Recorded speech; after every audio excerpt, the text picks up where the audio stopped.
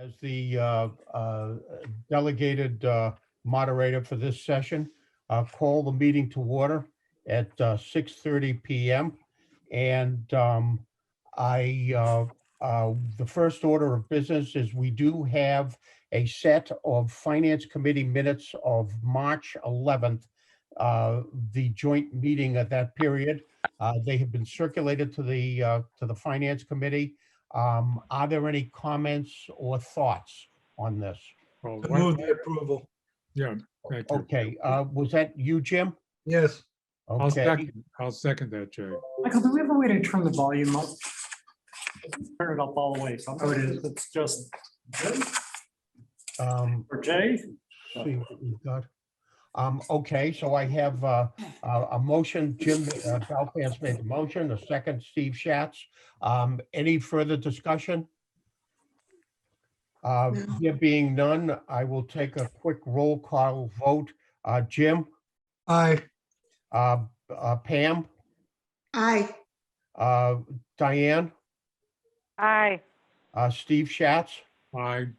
I vote aye also. And do we have Neil Holden or Bill Vogt with us as yet? I'm on the line now, but I was in waiting. Can you hear me? Yes, we can hear you. Okay. And I just tuned in, so I didn't hear the information, so I will abstain because I didn't hear the motion and so on like that. Well, the motion was for approval of the minutes that were previously circulated. Okay, I'm happy to approve that.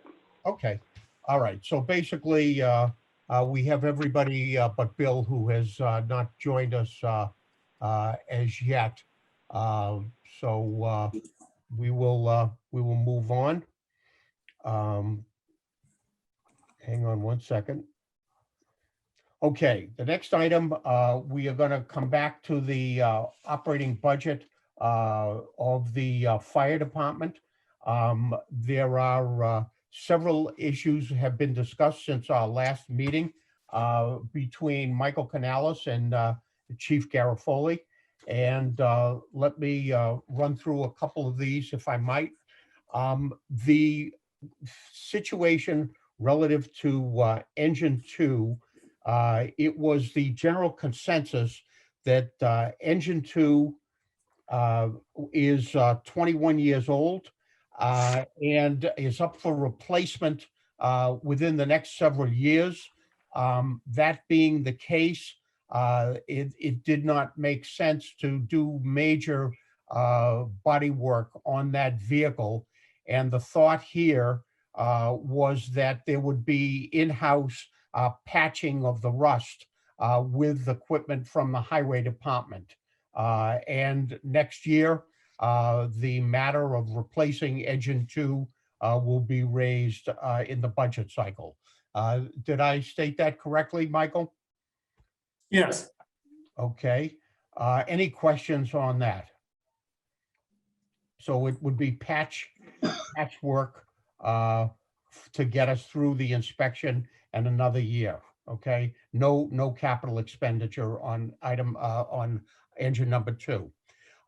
The matter of stipends for fire department volunteers was also researched. Some of the facts are Great Barrington pays their volunteers $18 an hour, Richmond $18 an hour, Williamstown $18 an hour. We will be adding 5 new on-call volunteer firemen. The thought here is that the stipend currently paid for volunteers is $8 an hour per call, and that would be raised to $12 an hour, or a total of $9,000 increase on the stipend budget. Any questions on that? So if it's all right, Jay, I'm gonna share the screen for a moment. Sure. Okay, great, excellent. Looking at fiscal year 2021 stipends, we have our 1 hour equals 1 point. We are currently paying at $8 rate, which would end up being $12,600. And then we have stipends for our 2 captains and 2 lieutenants, a total of 1,750 and 950, for a total of 15,300. That's the current budget. With the additional people that the chief is anticipating to bring on, we're expecting that our estimated hours for fiscal 22 will be about 2,000. We're proposing that the point rate is $12 an hour. That would bring the base stipends to 24,000. Recommending to put the captains at 1,000 each, so that's 2,000. The lieutenants at 500 each, that's 1,000, and then training officer at 500. That would bring the total department cost of personnel to $27,500. We think that this is a fair place to move toward.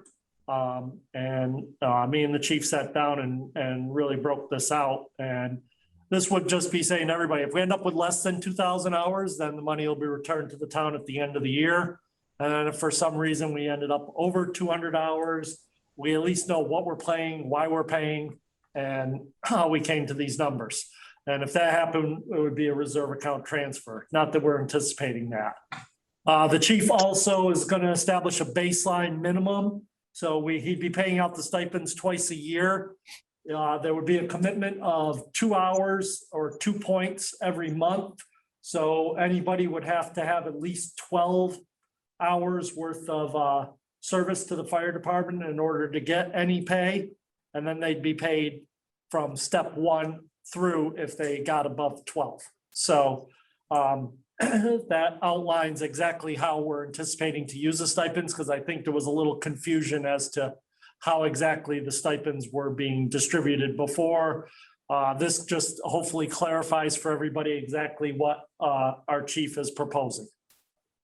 And it's important to note that research was done with some of our communities, as was previously mentioned. Jay, you said that the other communities were at 18? Those are Yes. some of the highs. It's all over the place, and I know Chief can speak both, and I know our chairman was, as a former chief, knows that there are communities around here that have everywhere from 0 to up to 18. There's some that are 12, there's some that are through there, there's some that have hybrid models where like Lennox has full-timers on as a base and then on call as support. So there are numerous models. I think what we did is we went back to the fact of looking at what we're currently doing and where we're proposing to go. So right now we are paying at $8 a point earned, and that's for 1 hour of service. And we're recommending that this step this year would be to go to 12. Chuck, what do you think of that? That's good.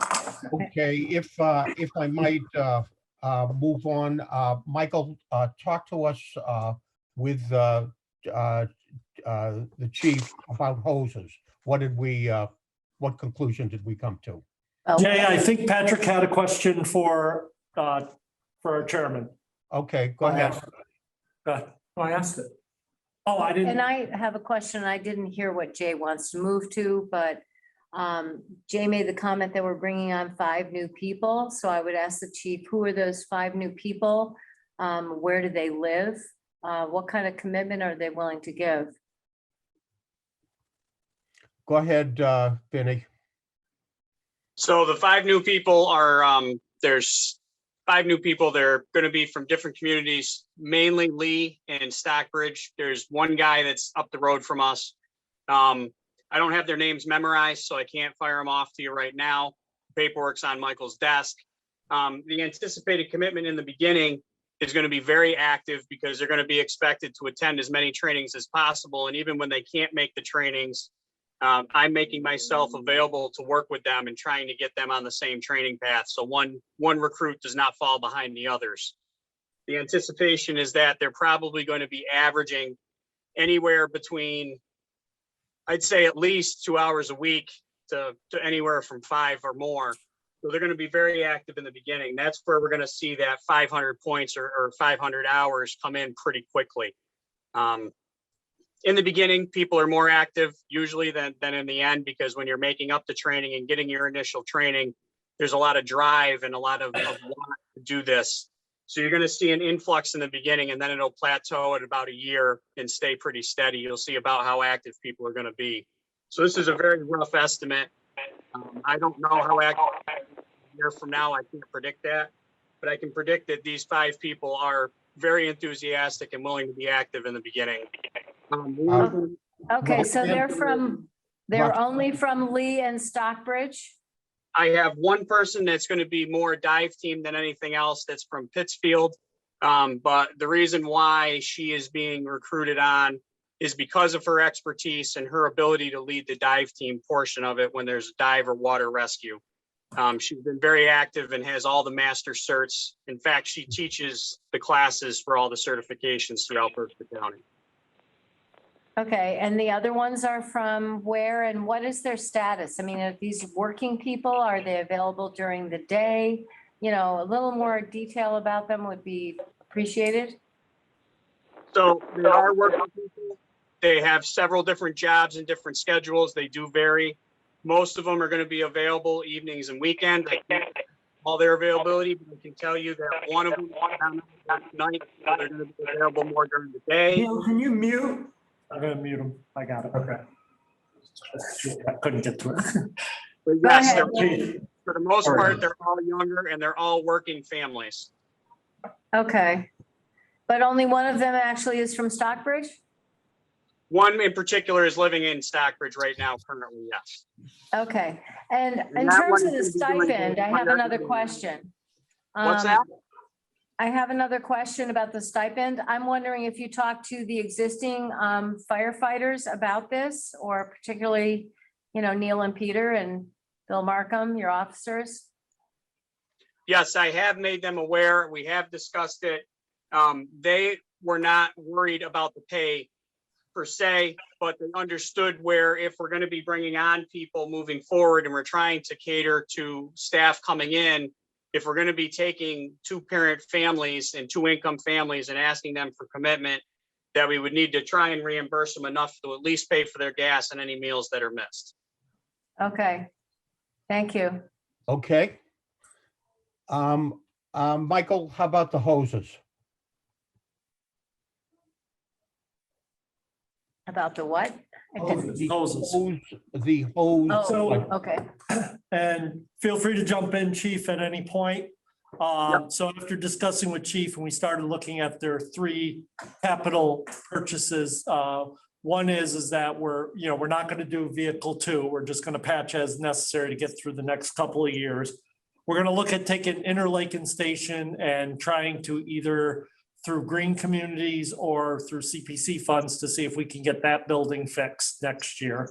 And then the last one was the hoses, and then either putting in the budget or as a capital item. So one of the things we talked about is if the plan is to next year begin the borrowing for a new engine to become our frontline response vehicle, that if we were to equip that with new hoses, then we do not need to make a large investment in hoses, nozzles, or anything else going forward. So talking to chief, where we took that initial recommendation for fire hoses and nozzles, that was 16,000, and we've moved it to 2,400. And we've eliminated all 3 of the capital purchases for this year. But we'll be looking to come back to get support from the Select Board and Finance Committee for the purchasing of a new engine. In the meantime, over the next year, we're also going to be applying for the Assistance to Firefighters grant. And we're going to see if we can get any money toward a new engine. That grant comes out around in the middle of winter, December, January timeframe. And we've already got samples from other communities. So we're going to prepare the grant application as best we can now, have as much ready. So when the grant announcement comes that we can apply, we're going to apply for it there. One of the things that we do want everybody to be aware of is we will just be patching engine 2. So we will be, basically slapping some Bondo and some duct tape on it to make sure it can pass and get us through the next couple of years. But we have to understand that engine 2 is 21 years right now. Engine 1 is pushing 25 years. I believe it was a 96. So both vehicles, by the time we get a replacement, because it'll take about 1.5 years, because these are custom built. By the time we go to town meeting funding, get it ordered and everything else, engine one will be pushing 30 years and engine two will be pushing 25. But in the meantime, as our chairman pointed out, we do have the pumper engine hybrid that is a 2018, and that can be used as a frontline vehicle. Speaking to chief, we want the engines to be the front lines, but if needed, we can drop back to the engine tanker that we have. So we'll have 2 older vehicles plus a newer vehicle as that frontline fleet. Chief, did I miss anything? No, and you touched on everything. You touched on everything, including in a pinch, if we had to take and make engine 2 a less active piece, and it can be used as a secondary piece instead. Obviously, compartment configuration, et cetera, is different on the engine tanker, so we won't be able to carry the amount of equipment we carry on a regular pumper setup. But we do have that availability to make the equipment work if we have to shuffle things around and change the order in which we send everything out the door. Okay, any other questions? I think more to follow as we go into next year's budget cycle at that point. Michael, I think we should also raise, as far as the operating budget goes, we have yet to hear from Lennox about our projected contribution for ambulance costs. And is that a correct statement? And I know Lennox has Yes. had in the very immediate past some budget issues, especially $245,000 overrun on the schools. So we are waiting to get more information on what our ambulance contribution is going to be. We don't have that as yet. That comes from Lee, not Lennox. Oh, from Lee. Well, Chris Ketchum, same for each one. Yeah. But it's actually a town of Lee. All right. And I can second that. Usually last year, the Lennox sent the invoice to my email first, and then I forwarded it off, and I have not received any correspondence from the town of Lennox as of yet. Okay, if we might, Michael, Set charges too. just They cover north end of town. Oh, you mean for mutual aid? No, Lennox ambulance covers Covers. north end of town. We Oh, okay. pay them X amount. Okay, I was confused. I thought you were talking about the general cost out of Lee for the ambulance, but you're talking about just the Lennox coverage, Jay? Yeah, it's our contribution from Okay. the ambulance service, right? Okay, Correct. Okay. Roxanne, of the 3 ambulance services that cover the town of Stockbridge, Southern Berkshire Volunteer Ambulance Service is the only one that does not charge a fee for service. The town of Lennox and the town of Lincoln charge fees for service. Can we have one person talk at a time? whoever's talking there. I'm trying Nancy to find knows. who it is. Nancy Mills. Nancy Mills. Oh, all right. Thank you. Okay, did we respond, Roxanne, to you? Yeah, no, I understand. I just misconstrued what you were saying before. No, okay. Okay, so more to follow on our ambulance expense. I think, Michael, as we sit here right now, we're still talking about an increase in the operating budget of about 129,000 over expiring. Is that a correct statement? And do we anticipate any other operating budget issues? We don't expect any other operating budget issues, and we are currently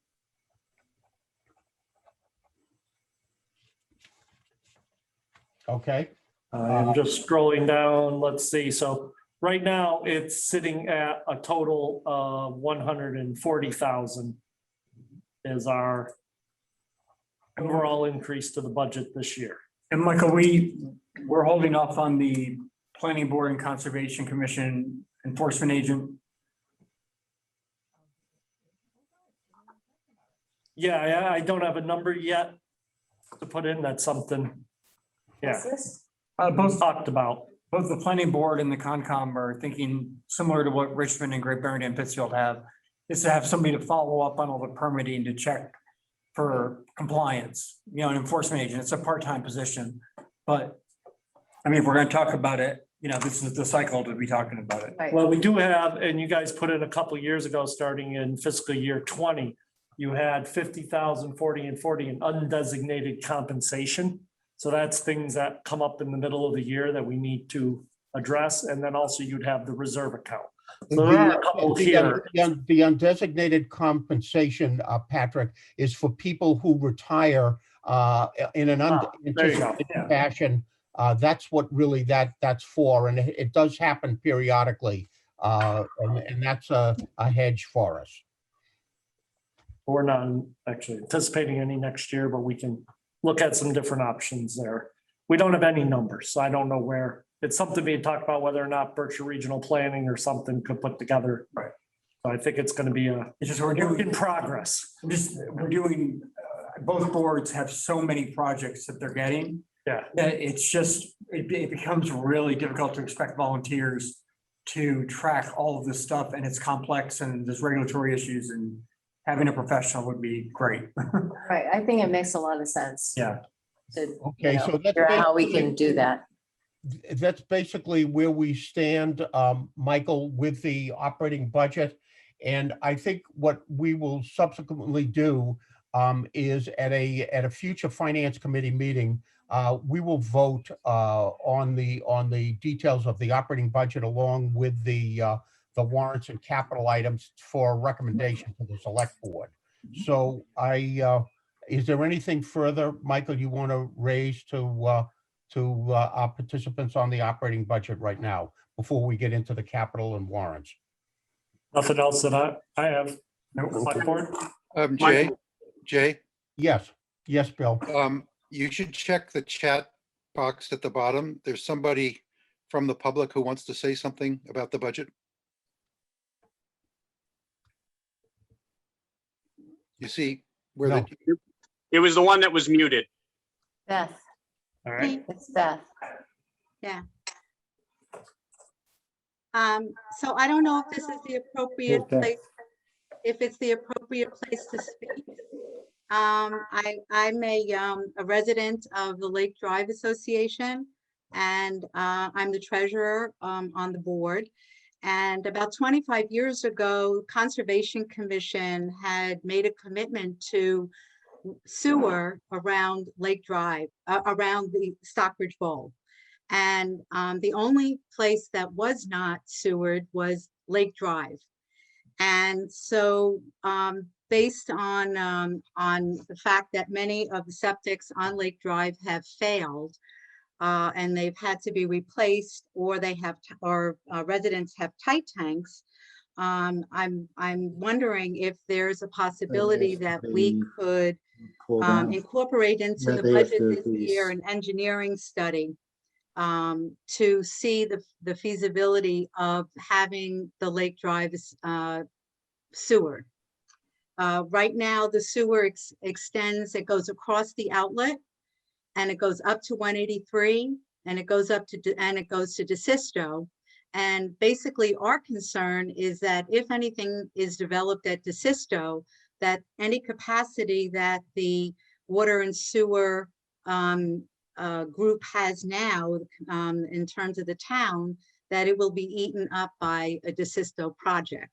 And, you know, we have a fairly large, we contribute a fairly large tax base to the town of Stockbridge.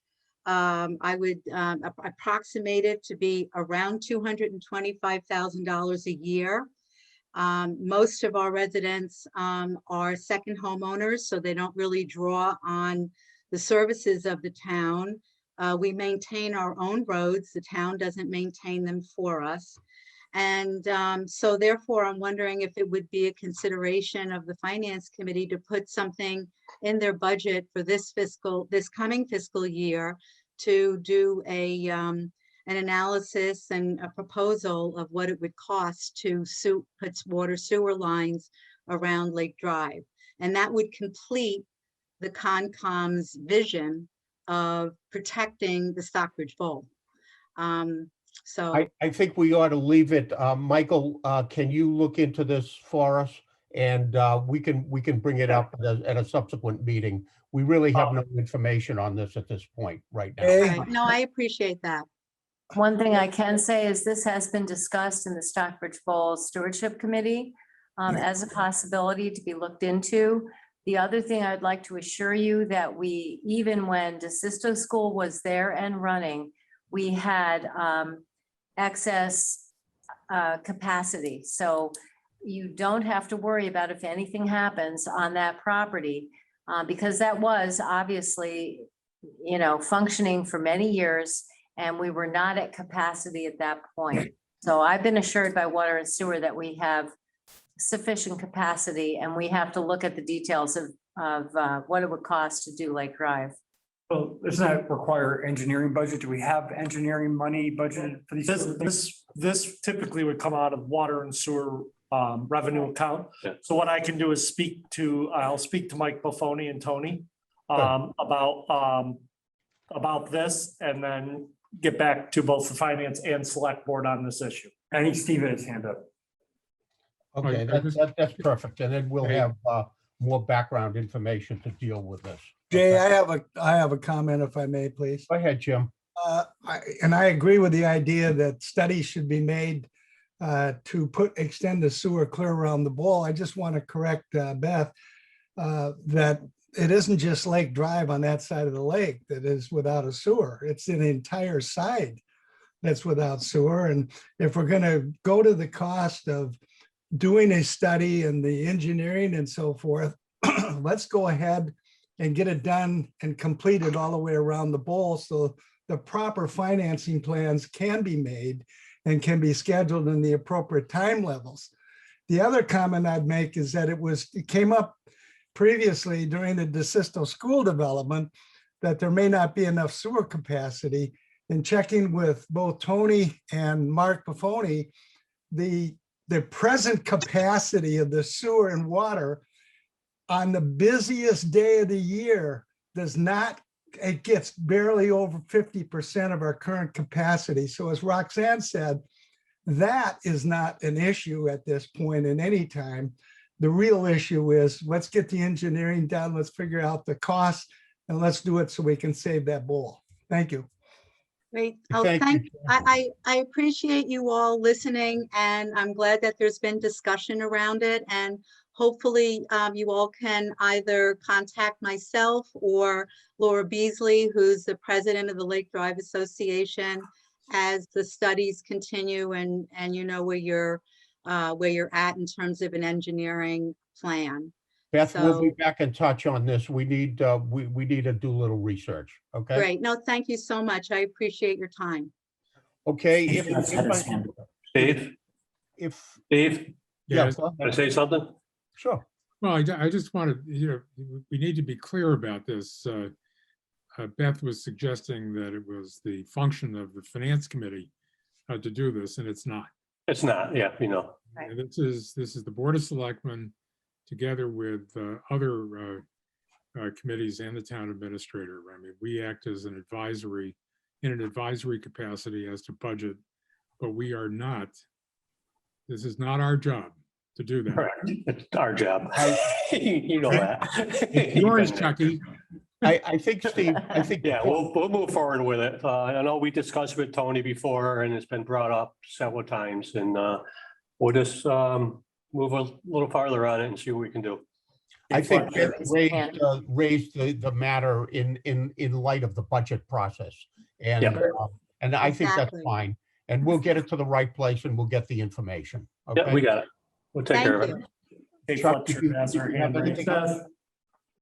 Chuck? Who it? Kate Fletcher. Hey, Yeah, hi. Maybe this isn't the right time to ask this question. This is a question, Mike, for you. So I understand a conservation agent for enforcement, but my understanding is that the building inspector interprets and enforces the zoning bylaw. So Yes. can you explain to me why we would need to devote additional monies for someone to fulfill that role?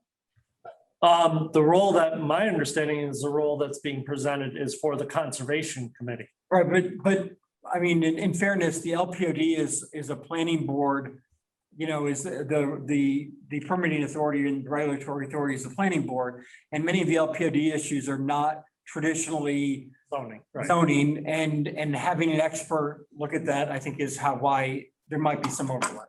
But So Patrick, you're looking at kind of the overlap with Concom in that LPOD area only? yeah, of course, or- right. Okay, all right, thank you. Okay, if we might, I'd like to move on to some of the warrants and capital items. Jerry. So that at least we get them out on the table in advance of the annual town meeting. I'll take some of the easy ones first. The first one, water and sewer, needs cameras they would be underground cameras. And this proposal would come out of water and sewer surplus, and the amount is $12,000. Any questions on that?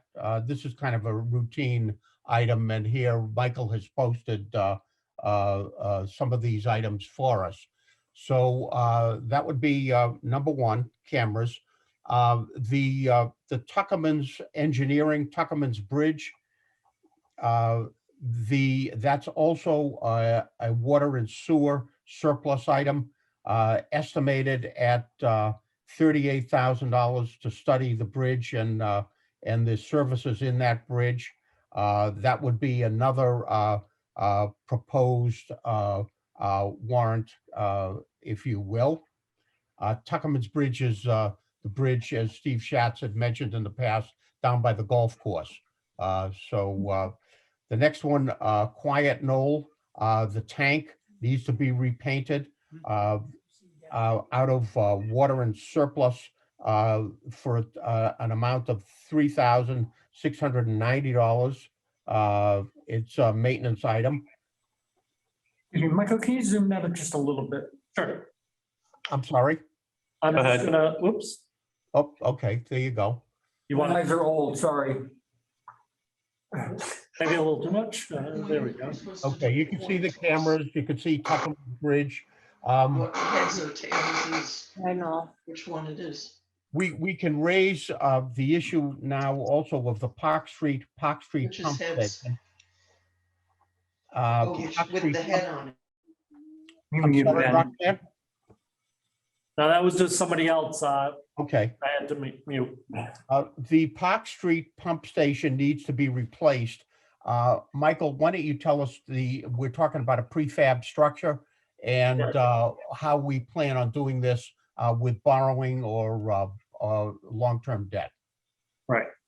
So let me just take one moment to make sure so people understand. The screen that I have up are all the requests that have come in. Now, some have changed, such as we still have you'll see that there's a couple on this initial sheet that include the 3 fire that were initial recommendations, but we're actually not going to be moving ahead with some of these. Some will go forward. Specifically about the Park Street pump station, this has been my understanding long overdue of a project that needs to get done to improve that pump station. We are recommending that it's a 20-year borrowing out of the sewer account. And we want to do this as a debt. Looking at our existing debt and then an analysis of what we could do, we took a look at, let's see, recommend, there we are.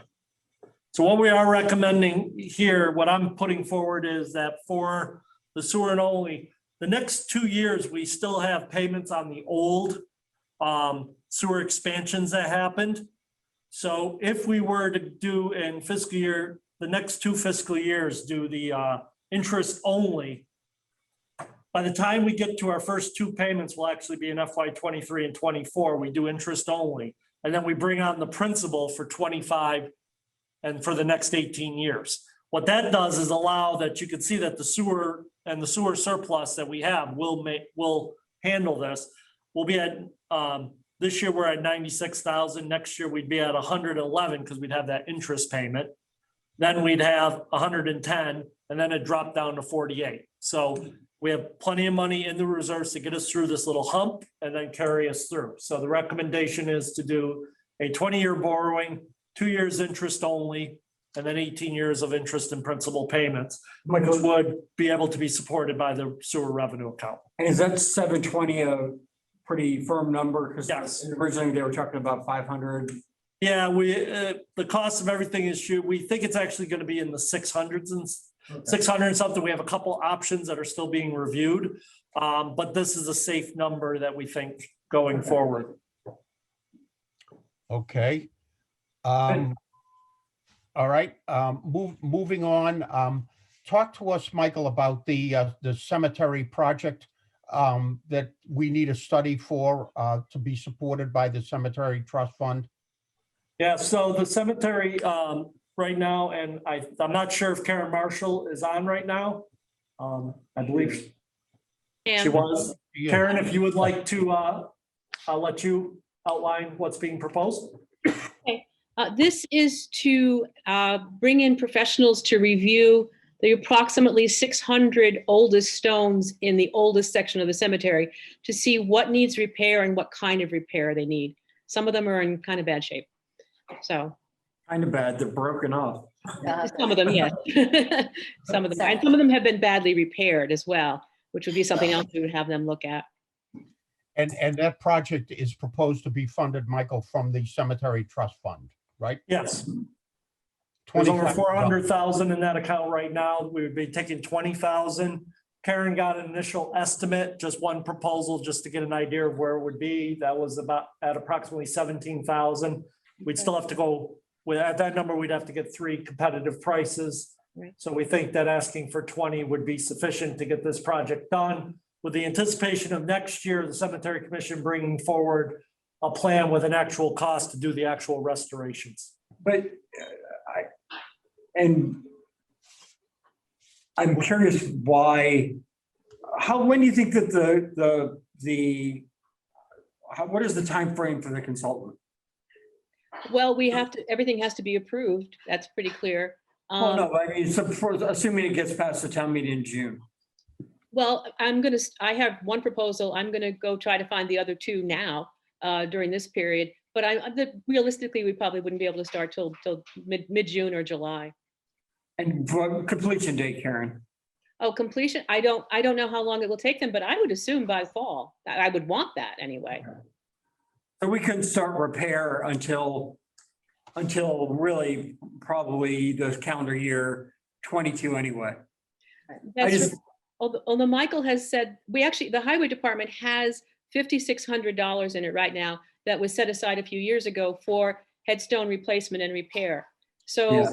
what I'm hoping is that we are able to actually do 2 or 3 or 4, I don't know what it's gonna cost, this year, sometime in the fall. That would be my hope. Yeah, I just personally feel like fixing broken headstones in our iconic cemetery should be a really high priority of this town. And I understand based on the schedule you're outlining how realistically we couldn't start it until 2022, but I want to be ready to start it as soon as we can. Me too. Me too. I know you do. Yeah. Okay, Michael, you want to bring your slide up again? Yep. The capital. I was trying to share through the chat, the document, but Sorry. Michael, if it's too awkward, don't worry about it. I'm trying to send it through. I'm not sure if it's going, but Don't worry might get about it. it. Thank All you. right. Yep. Okay, the regional, let's take the regional school planning. The amount was 15. Yep. It's at the bottom. Was at the bottom. It was at the bottom, actually. So Jay, if you wanna, it might be easier to follow what's on the screen.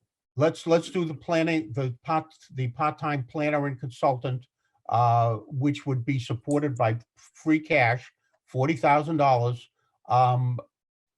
Bill, Vogt, do you want to make some comment on that, or Michael? Well, yes, Michael, feel free to chime in, but briefly, this consists of 2 pieces, $15,000 and $25,000 for a total of 40. The 15 is an estimate of what we think we may end up having to pay our current consultant on the revision of the cottager estate bylaw, who may be working through the end of the fiscal year. And the 25,000 is the amount we have we were budgeted for the professional planner from the Berkshire Regional Planning Commission, who has done very good work for the planning board and the town this year. We have a number of things that we think he can be useful and helpful. We do not have a professional planner. A lot of towns, even small towns, have part-time professional planners. We get good value from him, and we see a need for his professional services in the new fiscal year. Okay, any questions for Bill? I have a couple of questions. What is the amount that we've spent so far with Jeff Lacy, one of the consultants, the consultant, and with Berkshire Regional Planning for this fiscal year? I don't have that number at hand, Patrick. I'd have to get it for you. I think You have it, Michael? I could say based on the conversations, Bill, that we've had in the rest, most likely the money to Jeff Lacy, that will probably be fully expended. And we're anticipating that with BRPC because the late start, that it's going to be about 8,000 remaining from last year. Bill, are we going to plan on having a meeting? I would like to have a discussion between the select board and the planning board about what the priorities are for the next fiscal year. I feel like we don't generally appropriate money without really knowing how it's going to be spent. And I've been to most of your meetings and haven't really heard a sense of what the priorities are and what the projects are for next year. I'd be a lot more comfortable voting for this if we had a discussion of how the taxpayers' money was going to be spent. So can I weigh in here? It's Kate Fletcher from the planning board. Can I answer first, Kate, please? Yeah, go Sure. ahead. Go ahead, Bill. I think that's a good idea, Patrick. We'd be happy to meet with you. We do have a list. It's been worked over, and it's not final. We haven't finalized it, but we can certainly demonstrate to you, to the select board, ample future projects that would occupy a part-time planner, such as. And I like Phil, you know that. I think Phil's done generally good work. You know, I'm not being critical, but I do think that, you know, if we're going to ask the town to vote on it, we should understand, and the voters should understand, you know, what the priorities are that are, you know, the underlying assumptions for the appropriation. Yeah, it's fair enough. We can do that. Can I speak Okay. now? Go ahead, Kate. Yeah, it's Kate Fletcher from the planning board, and I would definitely second Patrick's comments. I'd like to have a clear understanding of what we will be working on. And then I think that I did look into what we had spent on the regional planner, and the answer I was given was that as of, I think, the end of February, we had spent $3,500. Does that sound right, Mike? I can double check the numbers. I know from looking at it, what we're going to be paying out and the rest because we were behind. And then the billing's usually behind from Berkshire Regional Planning. They're billing us the month after. So by the time we're done, we should end up with at least $8,000 remaining of the Berkshire Regional Planning, at least. So, but I can get an exact dollar amount from that. We did not use all of the BRPC. I know we will be most likely using all of the 15,000 by the time we Right. close out. I think we should have a better understanding of that. We might not really need another. Oh, okay, we just talked about that. So Oh, I think okay. we're covered there. Okay. Perfect. Okay, thank you. And then I would Okay. like to also If- feel that there's a little bit more, a stronger sort of organization in terms of communication with the regional planner. Okay, if we can move on, the next item, OPEB, we are proposing $50,000 contribution to our funding, which is right now at almost 3.5 million. That is one of the accounts that we have for other post-employment benefits. So that is somewhat of a reduction from prior years, but there is a very substantial amount of money put aside for this. Okay, how do we compare with other local towns on the, percentage of, kind of like, the percentage of fully funding? We're, for we're, our town? we're one of the few towns that actually funds, Patrick, okay? And how do others get away with not funding it? They pay it out of operating income, okay? And they have interim town meetings. Also, typically, school systems don't fund for this either. So it's an issue, I don't think Stockbridge is worried about other towns. It's something that we undertook a number of years ago to avoid an emergency situation to have to fund for this exposure. So that's where we're at on this one, okay? The next item, if you will, housing rehab. As you may recall, a proposal was made to the Community Preservation Commission, committee rather, for first-time home buyers, and monies were set aside for that purpose. A proposal was also made for housing rehab, which the historic preservation does not support this type of expense, this type of contribution, which would be for some of our elderly residents. And we are proposing, if you will, funding for this purpose. It would be a guaranteed loan, if you will. The details have to be developed along with the first-time home buyers. And we have some of our elderly residents who would have trouble with a roof, with some of the foundations, with some of the truly major capital expenses. So we felt that this would be a very useful thing as we move forward. This is illegal. We're not sure if we can. That's still being worked out.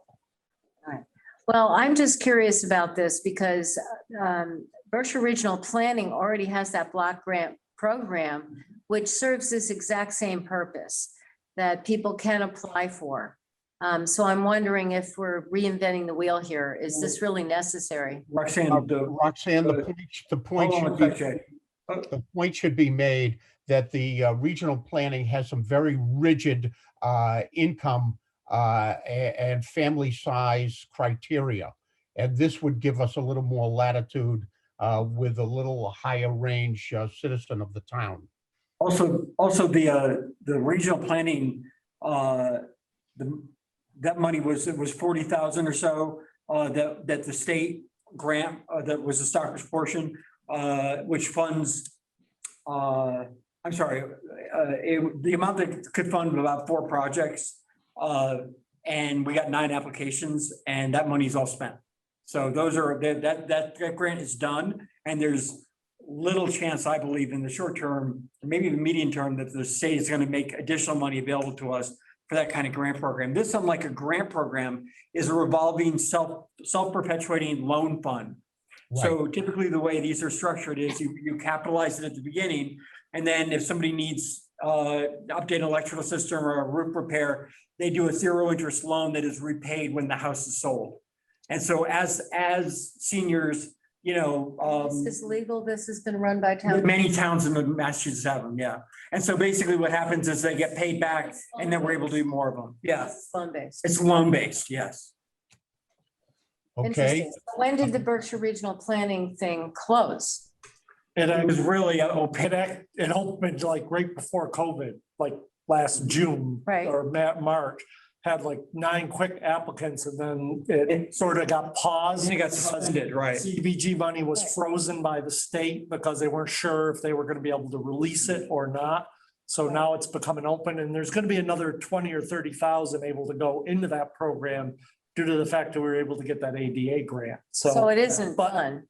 It's pretty done. It's not- the average project cost is 40. Yeah, it's gonna pretty much, I think it'll allow the original 9 to be fully funded, so. I don't think so. Anyone ever find out if they've applied for that, what the result I'll, is? I'll follow up with Berkshire Regional Planning. It became a very stop stutter thing. It's, like I said, it started over a year ago. Right. Stopped, now it's been reactivated and I will. And I recently, I'll try to have a report back to the select board for the first meeting in April, exactly how that's that. the one that Dalton is the lead. Yes. You know, I talked to the Dalton person and she felt she would be able to fund 4, maybe 5 of our applicants, but not all 9. Right. You know, I don't know if she was aware that we got that other grant, which is gonna free up some of the money. right, but the average project cost is around $40,000. Oh, all right. You know, Patrick, if I can interject this point, I have in front of me the income limitation size. For example, a family of 1, income limits 49,000, 2, 55,000, 3, 63,000, 4, 70,000. These are a pretty, and this is part of the regional planning project. So it's pretty much on the lower income side, and we're trying to get a little more latitude. the other thing here is that this program is specifically for seniors as we at least envision it. Whereas the grant program that Dalton's managing for us was for anybody income limit. The HUD. The idea here is to like help some seniors if they need it, stay in their home longer. And I think that based on kind of our demographics, that could be helped, that, you know, goes a long way. Okay. Okay, if we can move on, rest of the river. This is a commitment that, it's a multi-year commitment that we have as to our participation in the rest of the river project. So we are putting this in under free cash. Steve Schatz, any comments on this or none at this point? Okay, we have proposed, we have actually signed a reserve fund transfer for Ice Glen to study the trees in that area. And this would be a tree management project based on that original study for $30,000, also out of free cash. We did have a person raise their hand and in the chat, ask if the program was 65 and older. The program hasn't been defined yet. That's correct. All we're looking to do is seed the money and then we would have to define the program. We So have that to would do the be legal issued counsel. later. Just so the person that asked that, just so it's answered. Thank you, Michael. On the regional school planning committee study, we had discussed this previously. We had a presentation before this group. Each of the 8 communities, it was proposed for a $15,000 contribution from each. I understand that that contribution has been reduced, Michael? Yes, the original application was for 15,000. It's now been reduced to 8. Right, we got a grant from the state that's funding 125,000. And so each town is now going to put in 8. And this supplements that grant, okay? Yeah, I think the total budget's around 250 or something. Right. Next, Town Ashley is going to be It's 8,000. going to be 8,000. And the recommendation, you'll see in the end, there'll be a recommendation. And these were just the initial proposals. I think we ran over Stockbridge Bowl testing, where we have monies that are being proposed for annualized testing, 35,000. Michael, any other comments on that? No, that's just the limnologist and the other testing that's necessary on the Stockbridge Bowl. Okay. Just to set an expectation, I think next year that may want to roll into the operating budget. I think this is going to be an ongoing This thing. will be, a budget item moving forward, we hope. Okay, next item, talk to us about the Parks and Recreation, Michael. Yes, so Park and Recreation is putting forward to resurface the tennis and basketball courts in town. They did get some estimates on the cost. This also includes replacement of fencing around some of the courts, especially the one over like Park. Pine Street. Pine Street. Thank you. I'll get the names of all the roads. But the replacing of the fencing there. So it's you know, the estimates there were about 90,000. At one point was considering whether or not we'd want to do something such as such as a loan. But since the 3 items of fire, we're going to move in, wrap up into next year, going after an engine, and we're removing those. Then proposing that the recommendation is to move the Park and Rec resurfacing funds to come out of free cash. Let's talk, if we can, about the chime tower. All right, I'm actually going to ask Jay for one thing. This is brand new and only just came in the other day. And it's going to be coming before the select board shortly. And that is the streetlight committee has been working on ideas to present to the select board. Now, obviously, it's going to be the select board's decision to move ahead. But one of the things that we are looking at is we want to bring in, we're going to probably be making a recommendation to bring in a company that would assist us in us purchasing the lights, us taking over the lights, and us installing new LEDs throughout the town. This, and most communities are. Williamstown just did it. Pittsfield's done it in the past. A whole bunch of communities around the state. A lot of communities are moving toward owning their own lights with LEDs, with controls, everything else. This would include this. If we were to get this 15,000, we could take the 15,000, get the initial light study done, figure out all the costs and everything else, and then go after a DOER grant in order to fund the actual LED portion. This 15,000 could turn into an annual savings of 28,000 a year, every year, because it has the potential of reducing our electric bill by 70 to 80%. So based on 70%, that'd be a $28,000 savings annually. This only came up 2 days ago. We've got the prices back. So it's one of those ones we'd like to have in there. None of this would all be decisions of, would all be decisions made by the select board, as it's just an advisory board that's going to be putting together their recommendation. But if we have the money available to do this study, the potential is that we could do this retrofit and save the town $28,000 annually. And we think that it's the best way to go. So it's a brand new one, Jay. Sorry for springing it on you.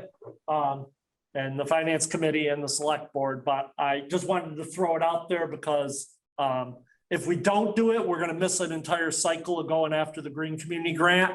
So we realize timing's everything, even though they're not ready to make their recommendation to the select board yet.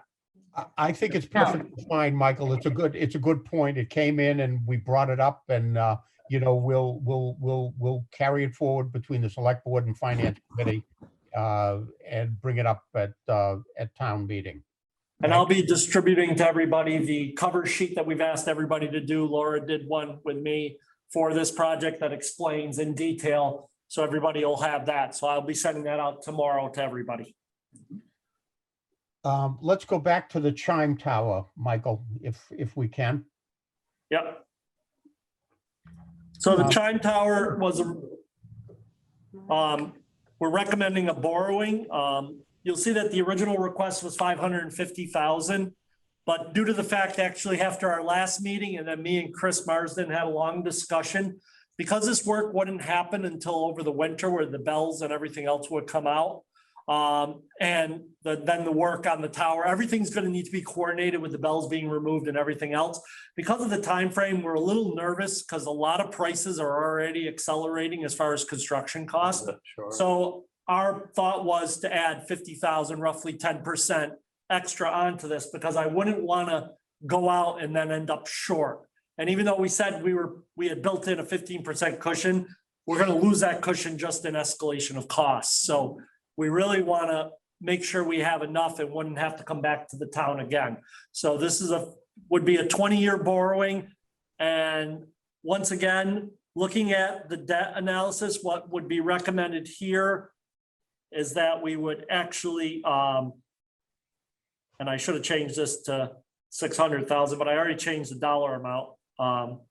That we do 2 years of interest payments, and then we would do 18 years. This pretty much tries to minimize any big bulge in our debt, and that's one of the reasons why I did out the debt schedule. So I'd be proposing to bring on 2 years interest only again, and then 18 years of principal and interest payments. And it keeps us in line with our debt coming down, which we've talked about, that by 2025, our debt will have still, even with these additional borrowings, would still be reduced by over 300,000. And if there was a school decision to move forward with some project there, there is the possibility of being able to flow in where the debt schedule would stay level. It's actually something that we did in North Adams, as we had one school coming off. We brought on construction of the next school. We had to do 2 years of interest only, same scenario, lined it up, and pretty much it meant that our debt stayed level and didn't spike at any one point. So that would be that recommendation.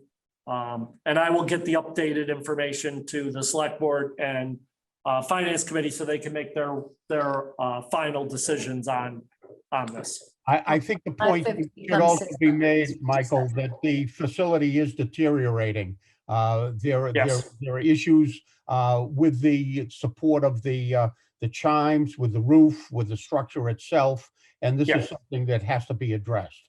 Yes, if probably within the next year, they identified the weight that's on that main support beam and how the main support beam needs to be replaced and fixed. And if not done, what's going to happen is the chime tower is just going to be something you're going to look at from the outside. It's not going to be playable. It's not going to be usable.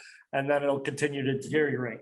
The reason why I'm recommending a borrowing is this is a 50-year fix. So this is basically a lifetime fix. Then the next generation will have to deal with that. And if we properly maintain it, hopefully we won't see a big cost again like this. So you're talking about borrowing 600 versus the 550? Yes. And that's the buffer against. Buffer what's because of the going way on. we're seeing escalation of costs. Yes. Are we also exploring some grant funding with the Mass Historical Trust? Yes, I want to apply, definitely see if we can apply next year to get some money toward this project. Now, in general, you're talking maybe 100,000. And then you get into deed restrictions and other things, but this is a perfect building for that because I don't see where a deed restriction on this building in any way would hamper anything in the future we'd want to do. So yes, that's also a consideration. If we were to receive that, then we could actually either pay down or change what we're doing as far as the borrowing. But right now it is something imperative. We have spoken, we've had studies done from structural to the roofing, to the bells, to everything. So fully vetted project, and we think it'd be a good project and would be taken care of, like I said, for the next 50 years. Mark Weber suggested the reason to do this is he didn't want the players to be flat. He actually said that. Sorry. Okay. Any further questions on the chime tower? The thought here? Moving on, we also need to replace a large highway truck this year. We have had these run what, Michael, about 145,000? Yes. We've had discussions as to whether or not we should fund this out of free cash or consider long-term debt. We have a fairly a fairly significant amount of free cash left with the projects we've discussed. And the thinking is that why not pay for the vehicle outright? But that's something more to follow before it gets brought up at town meeting. So right here, I've put together, speaking with you, we put together a plan on how we would address the vehicles over the next 10 years, including where we would be purchasing our vehicles, how many we need, and so that we're not getting a fleet too old and that we're basically planning on swapping these vehicles out in year 11 or they become part of a secondary fleet to be used with summer staff. Two considerations we could look at. Obviously, we have our we need to maintain one large truck and we're looking at a roughly about 2025. That becomes a question. The larger trucks can be purchased from chapter 90, whether we would use that. This year, we're proposing that we borrow, or that we would need one medium-sized pickup, fully equipped for snow plowing, plow, sander, the whole 9 yards, 145, and then a smaller truck the following year. And then you can see how we're building in that every 5 years, we're replacing our truck fleet and keeping it current. We could look at outright purchases, or the other option is to build basically a flat line next 10-year plan through borrowing and using 5-year notes, where we would, as you can see here, it wouldn't impact this year. By the time we get the truck, we borrow, we can make our first payment on a municipal note within 12 months, which puts it in actually 2023 budget. But we would be making the decision this year. Once we do that, we bring that in, and the next vehicle, as you can see, it go from 30 to about 47, let's call it 50. And then we pretty much maintain for the next 10 years, roughly a $50,000 notes being turned over to keep our fleet current.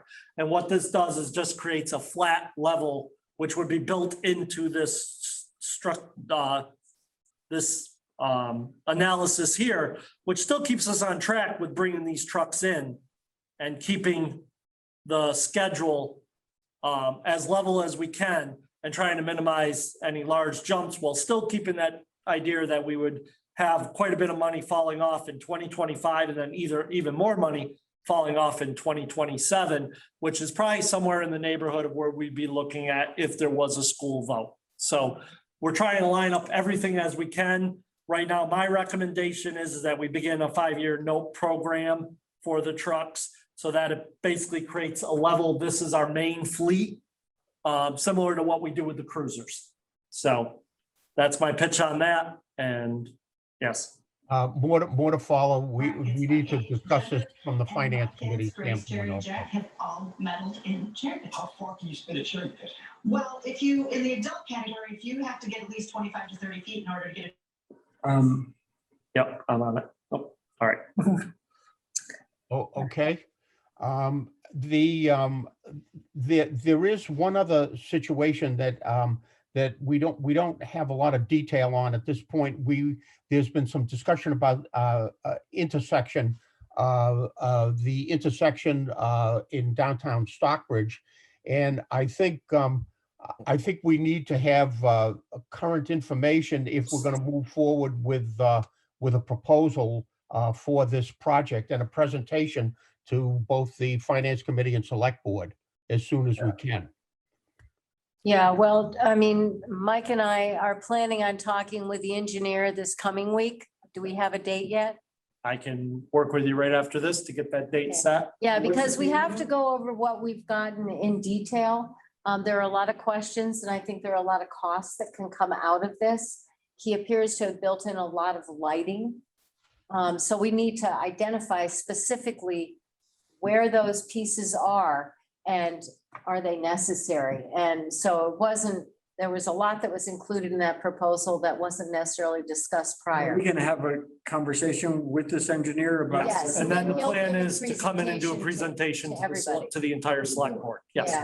Yeah, but we kind of have to get down to the details, the nuts and bolts, and say, okay, what does all this mean?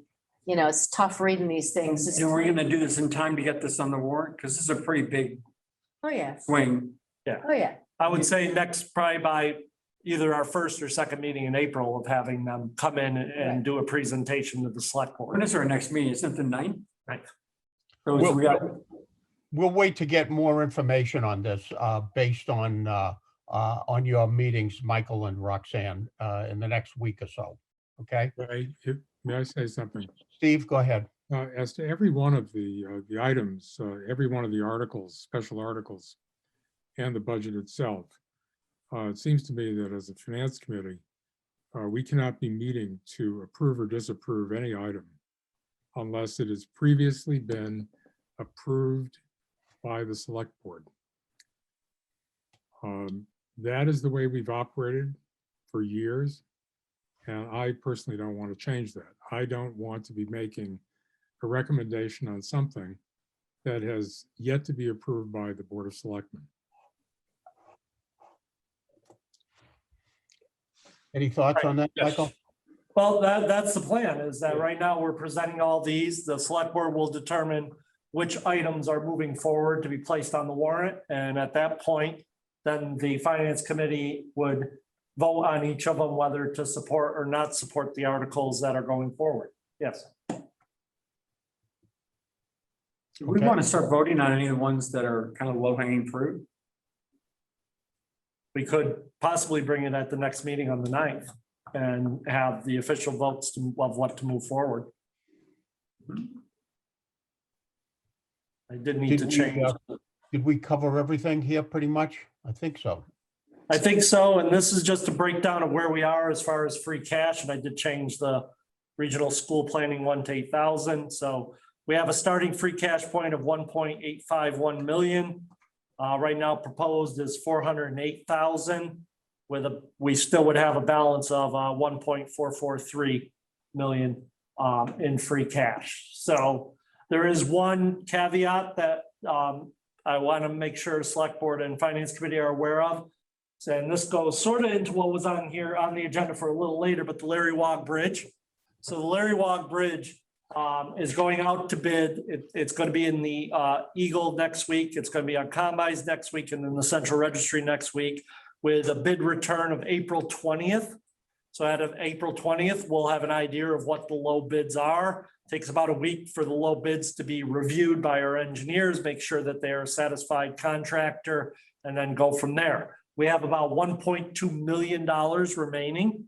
And depending on where the bids are, we may have to come back to request the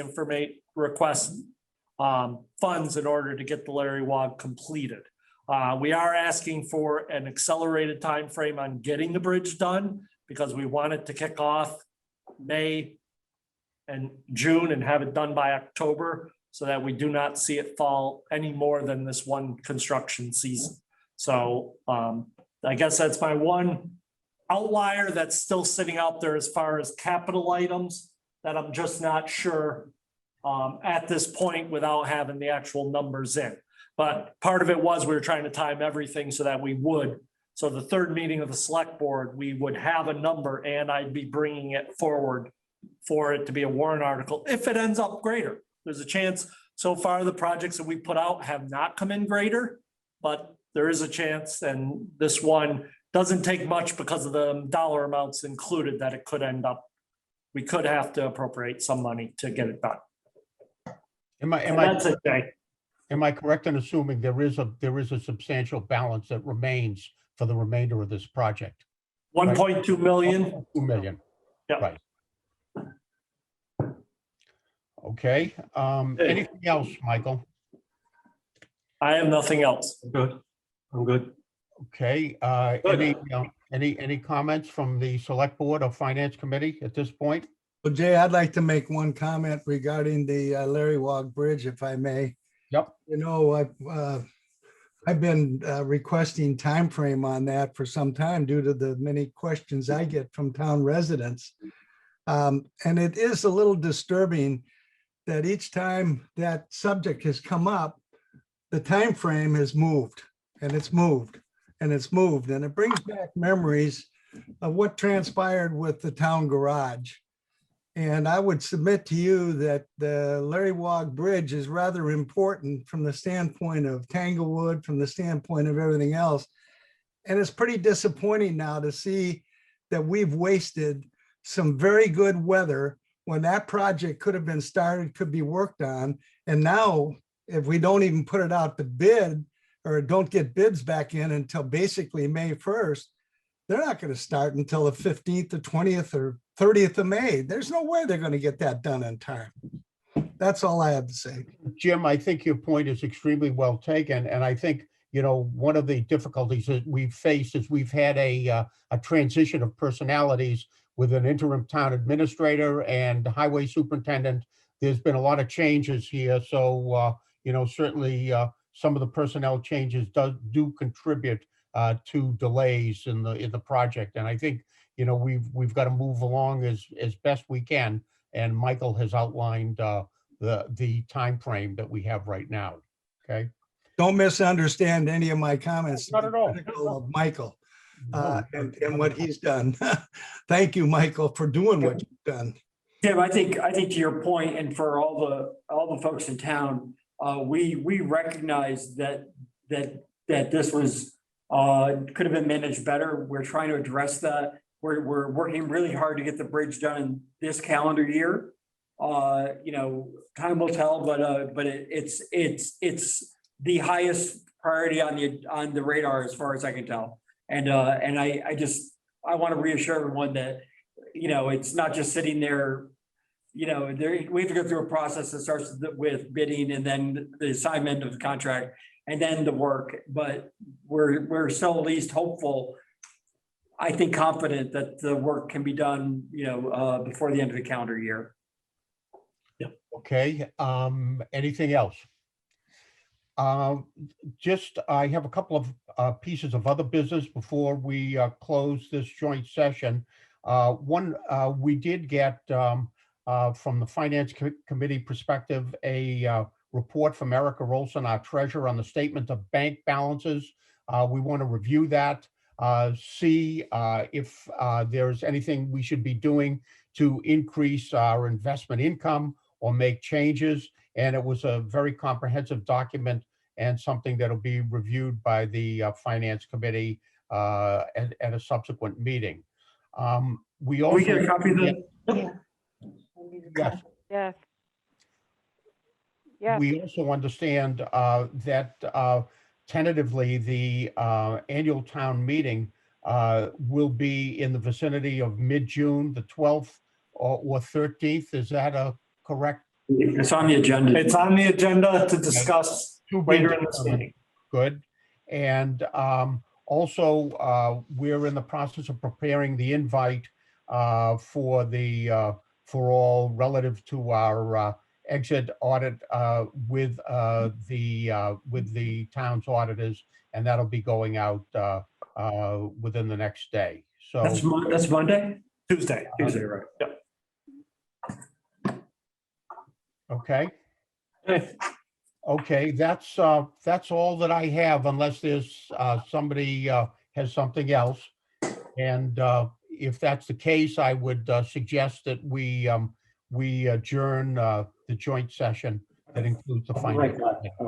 I'm okay with Chief's thing. Okay. Okay, thank you, Finance Committee. Thank you. Thank you. Thank you for your work.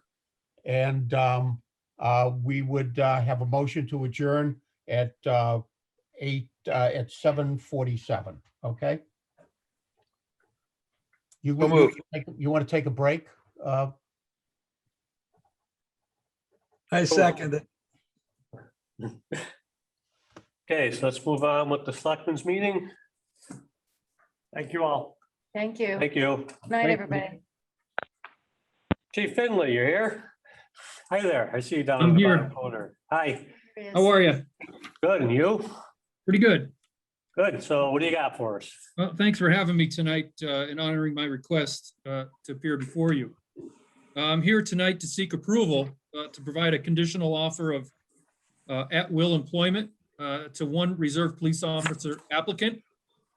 With your approval, I will then move forward with a complete background check,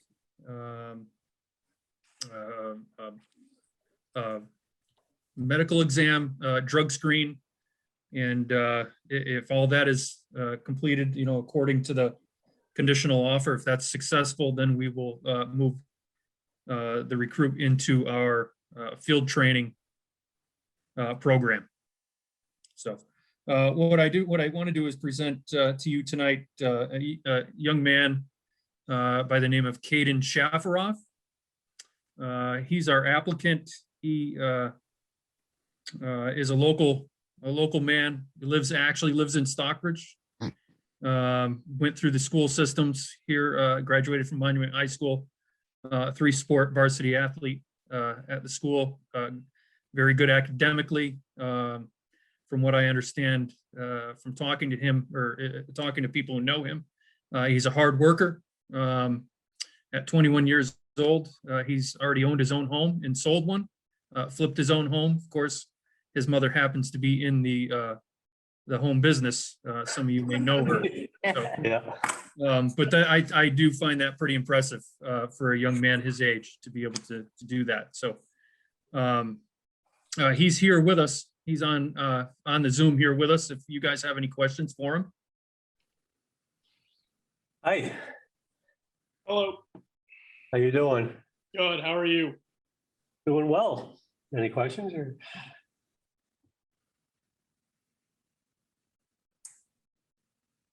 Okay. I'm seeing K. What's your first name? I My see first the name is- initial K. Yeah, my first name is Caden. Okay. So I'll add that Caden has successfully completed the Reserve Academy through the MPTC. He graduated from that last year. He's also employed by the New Marlboro, currently employed by the New Marlboro Police Department, which is common among us small towns that we share reserve officers. So he's currently in their field training program as well. He did go through a two-step interview process with us. I interviewed him first, and then myself, Mike Canales, Sergeant Nichols, put him through a different interview process, which he passed with flying colors. The questions asked in that interview are, well, I don't want to, they're not trick questions, but they are designed to elicit a certain response. It is used, those specific questions are used to weed out people that probably don't belong in a law enforcement setting. Thankfully, Caden passed that with flying colors. So I'll make a motion that we accept Daryl's recommendation and have him move forward with it. I'll second. All those in favor? Aye. Aye. Great. Congratulations and good luck, and we'll see you around. Thank you so much. Happy you're from Stockbridge. Just remember us when we pulls over. Remember our faces, okay? Righty. Welcome aboard, if Thank everything you goes so right. much. All right, thank you, board. Thanks, Daryl. Appreciate that. Okay, make a motion that we accept the minutes of the March 11th meeting. Okay, second. Those in favor? Aye. Send a thank you letter for Riverbrook residents for $2,000 in lieu of taxes. Can we talk about that one for a sec? I, of course, so appreciate Riverbrook stepping up. Not all of our nonprofits do to pay taxes. They're looking at a tremendous expense at fixing their elevator. I think their capital campaign is only about halfway there. And I'm just wondering if we should accept it, frankly, because they've got such a big expense to take care of the folks who live there around this elevator. And I don't even know if we cannot accept it. I'm just wondering out loud if we should basically, they're trying to do the right thing and I so appreciate it, but man, I want them to kind of make sure that they can do what they need to do in that building. Because we weren't able to, do everything with CPC, for them in terms of the overall cost. So just thought I'd bring it up. Can we legally do that? I don't know, I've never encountered that.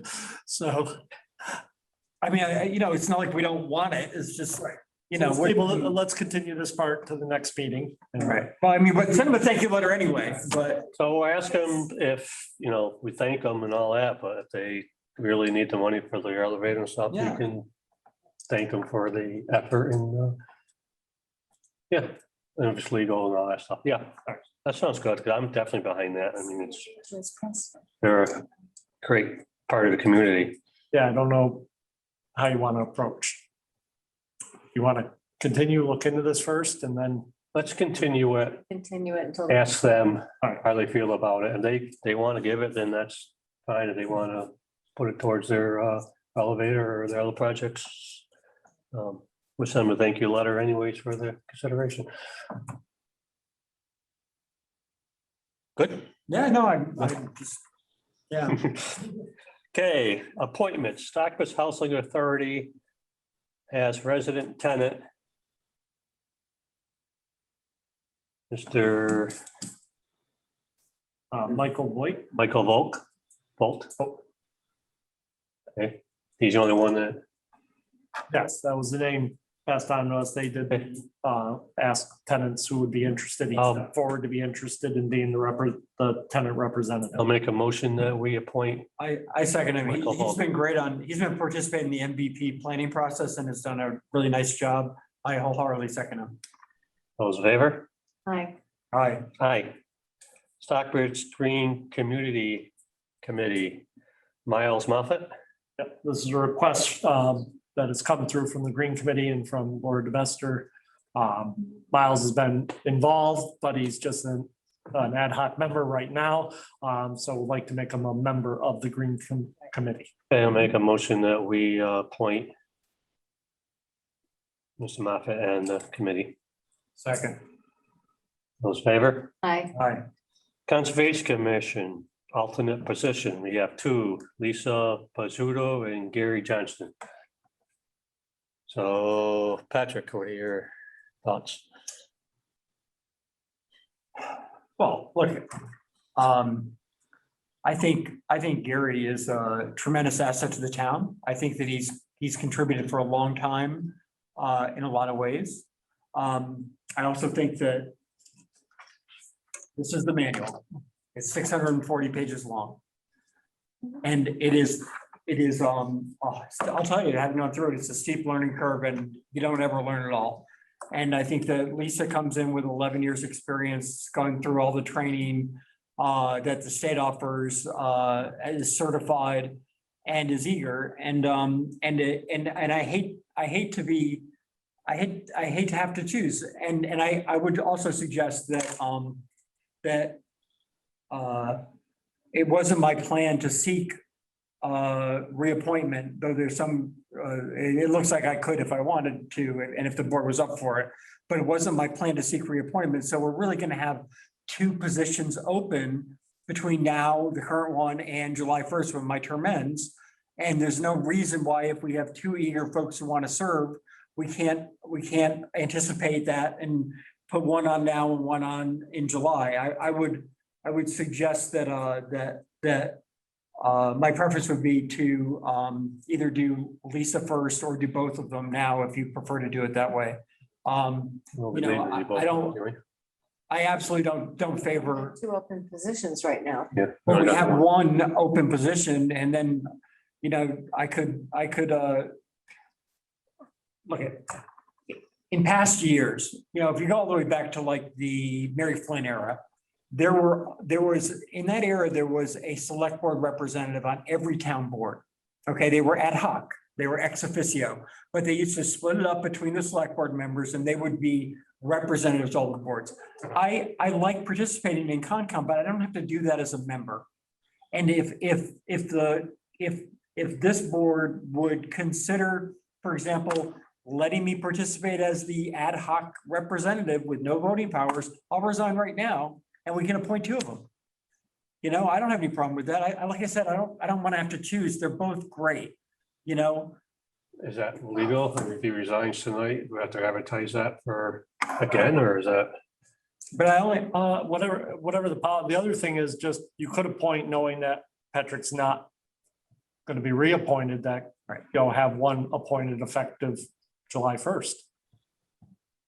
I mean, one project I'm working on that I'd like to see through is we're trying to clarify some of the things that come up in every meeting, like people put up these goose fences that keep the geese out, but they also keep all the migrating critters, that's Sally Underwood's word, not mine, from getting to shore. People are mowing their lawns right up to the water's edge as opposed to doing the best practice, which is a buffer zone. So one of the things we're looking to do without being obnoxious is just have some standards, some performance standards, which the town bylaw allows us to do. Like today, for example, we're at 78 Interlake, and the town bylaw says we could do up to 200 feet of buffer zone if we want to. That's what we're allowed to do.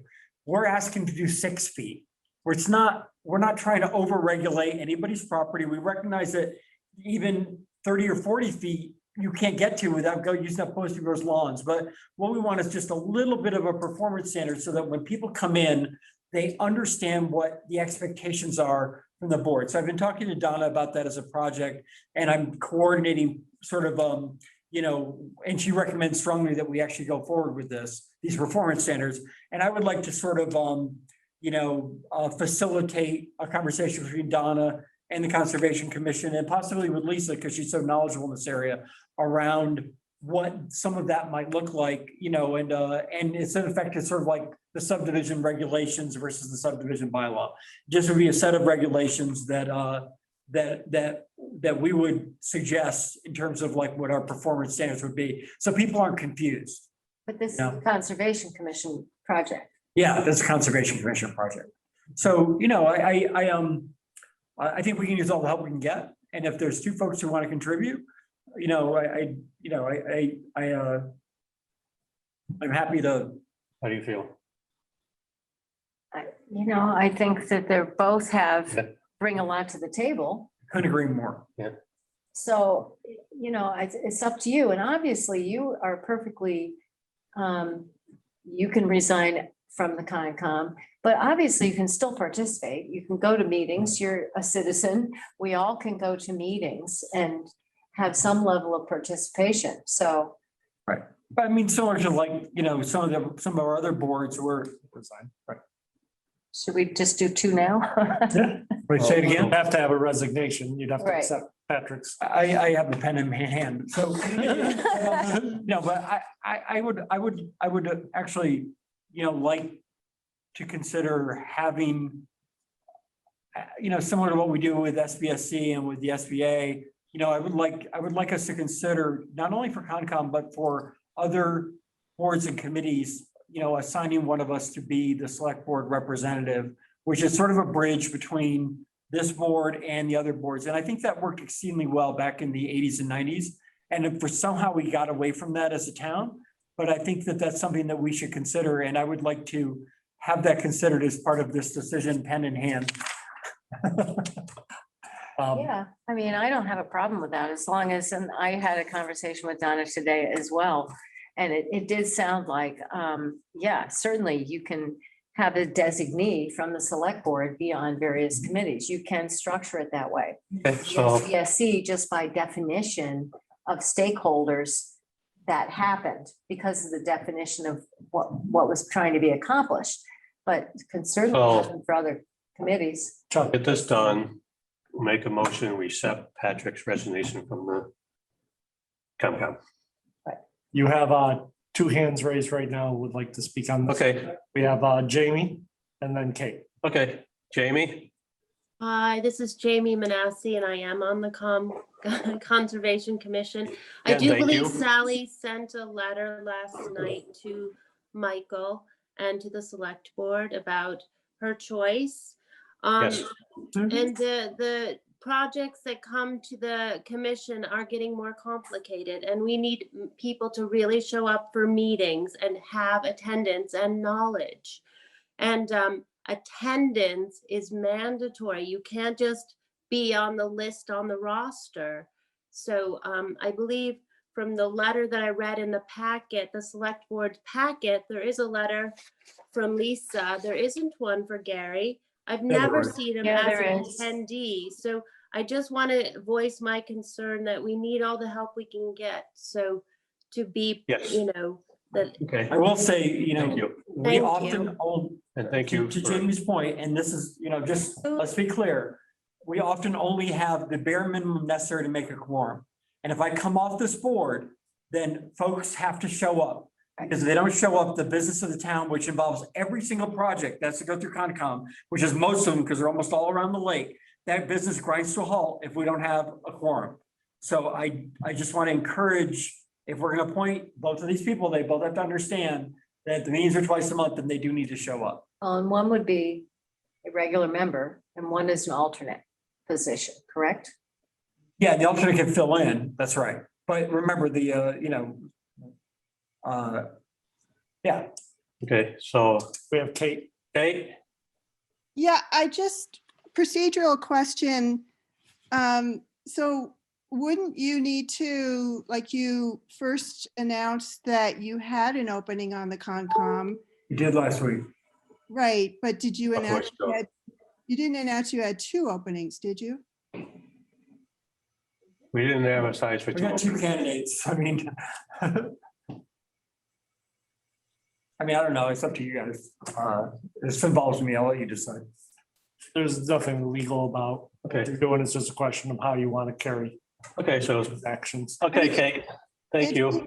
It seems like you're not potentially, I don't know, it seems like potentially you're not giving other people who might be interested, although, Well, they had the opportunity to, Yeah, there were, it was actually 2 weeks, I think, wasn't it? yeah, it's been 2 weeks. Been 2 weeks, so we heard from 2 people in 2 weeks. okay, Um, all right. Presumably, if there were a lot of people clamoring to be on the conservation, I don't think there are. Right, exactly. This is a reading list. So I it's recognize 12 that chapters that's and not the 640 case. pages. Okay, so legally, we can make a motion, we accept Patrick's resignation from the All contract. right, wait. So, but are you guys okay with designating me to the? Let's do this one first. Yeah. I'll make a motion. I second. All those in favor? Aye. Aye. So you want me to resign? No, that's the second. You resign. I make a motion that we appoint Patrick as the Stockbridge Select Board. What do you guys call in North Adams? We call them liaisons. Liaison to I love the, that word. the COMCOM. I I have a second? resign from. All those in favor? I can't vote on that. Aye. Okay, That's done. now I'll make a motion that we appoint, Wait, it's not yet official yet. oh, well, What's today's date? 25th. I'll make a motion that we appoint Lisa Pizzato and Gary Johnson to the COMCOM committee. You have an alternate and you have a. Right. I'll make Lisa the permanent and Gary Johnson the alternate. I will second. All those in favor? Aye. Aye. Congratulations, Lisa. Congratulations to Gary. Thank you. This is Lisa. Thank you We so much. get things done. Too. Oh, Lisa's here. Hi, Lisa. Thank you so much. I'm really looking forward to being on Are you this. sure? Absolutely. That was a manual. She And knows my what she's getting attendance, into. and my attendance record is great, so I will be at all the meetings. Thank you. All right, thanks.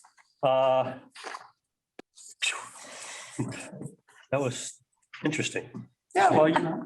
Take You're a action problem on solver. setting the old town meeting. Are we okay with everybody for the June 12th, 13th? So just to go over what we're discussing is that in our bylaws, we have our the third Sunday and third Monday are when we hold elections and town meeting.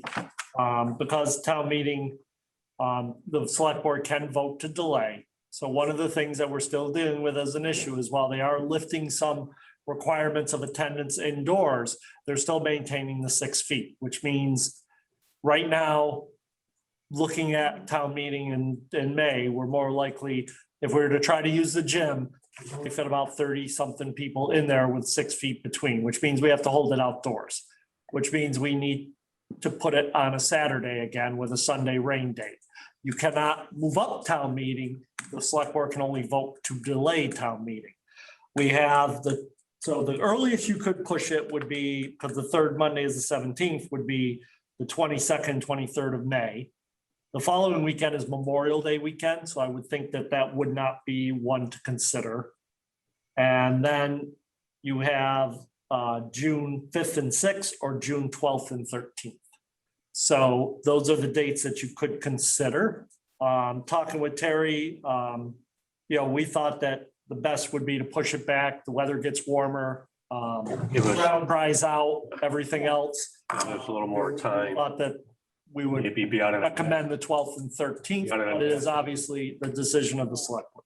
It'll give us more time to get Yeah, we have a lot of business. business to get taken care of. Yeah. So I'll make a motion that we hold the annual town meeting June 12th at 10 o'clock. Out Rain date. here, the rain date, Sunday the 13th at 1 o'clock. Okay. I'll second. And just for, when is that Juneteenth holiday? 19th. 19th. That's not till next week. We couldn't do it the following week, which is why those were the dates that we have, right? And the June 5th date is no good because It's just, That's a possible it's thing. good, but it's just another week to get things. Yeah, you want the ground to be dry. I mean, we have potentially problems with Okay. the ground being wet. I'm good with it. Okay, I'll make that motion. I second. All those in favor? Aye. And the town elections are the same date as always, Right. which is May, what, 18th, Yes, the 17th was the meeting, 18th? 18th then? 18th, so the day, right. So, right. Okay, After, right. boy, we're getting things done tonight. Discuss short-term rental bylaw. What do we got on that? Because I just got these, so pretty much the same as we had before, or is I it- have a couple of suggestions. Okay. Oh, yeah, we have two different versions. Can we put it up on the screen, Michael? Yes, let me get it. I got input from Tri-Town Health this morning. Yeah. I made a couple of conclusions of his suggestions. Okay, wherever you guys want to start, because I'm gonna, Michael, I want Michael to put it up because we have a number of interested parties. Right, but can we also put my version up? It's up to you. Because we did get a red line version, and there was so much redlining that we couldn't figure it out. So, Well, we just accept changes. I'm serious. I mean, we can walk through it. All right, let's see.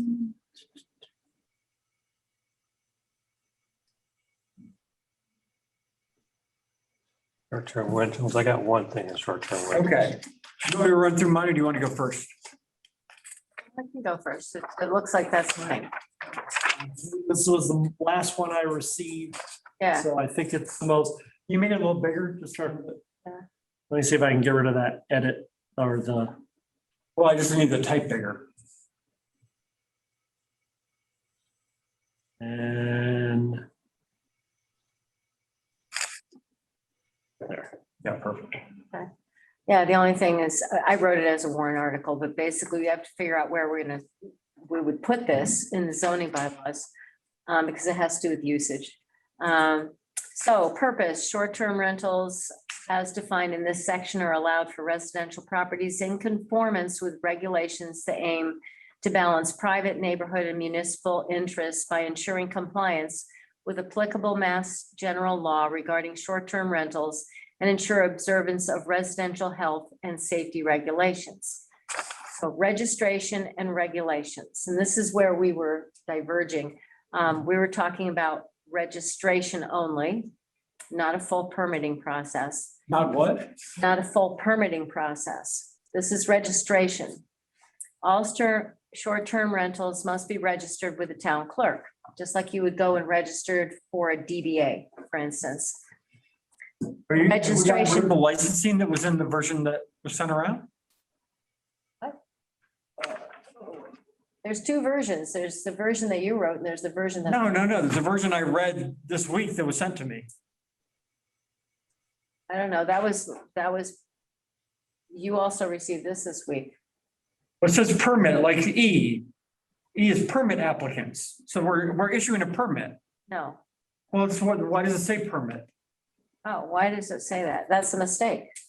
Well, okay, but it's not a mistake to me. I think that there's a big difference between the teeth in this thing. If it's just if they're just coming in and telling us they're doing it versus if, if a malign operator needs to have their license revoked. Talking about issuing a permit for something they're already allowed to do under Mass General Law. And the one comment that Tri-Town Health made was that they issue permits, but the issuance of a permit also kind of implies certain services. So they already can be doing this. What we want to do is respond to the problems that we've encountered, which haven't been overwhelming, but we just happen to have some this year that raised concerns, and we want to be able to address those. So we don't want to overregulate. We want to, though, be able to respond when we have those kinds of situations occur, where we receive complaints, where there's a situation that's recognized.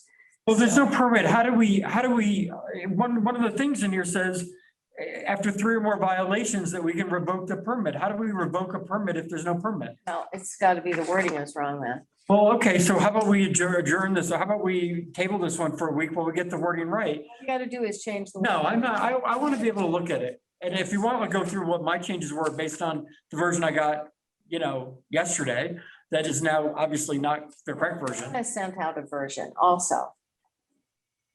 With I verbiage. downloaded both Donna's version and the version that, this is, I believe I'm looking at Donna's edits. I downloaded that one last. Well, at any rate, I mean, we're talking about a word that needs to be changed. Can we just get through it? Yeah, let's go through it and then we'll. It's just a word. So it shouldn't say permit, it said, registrants or whatever. But anyway, registration, they must be registered. The registration fee may be required as determined by the select board. The following information I'm wondering if this is the right one. It is, I think. A, owner name. So they have to provide us with information and they have to attest to certain things. Obviously, owner name, if owned by a trust, trustee or beneficiary name and contact information. And Right there, I have a problem with it. trust. Right there, I have a problem with it. You could, later on, you say corporations and LLCs are just allowed. And a corporation or an LLC can be both a member of a trust and a member of a partnership.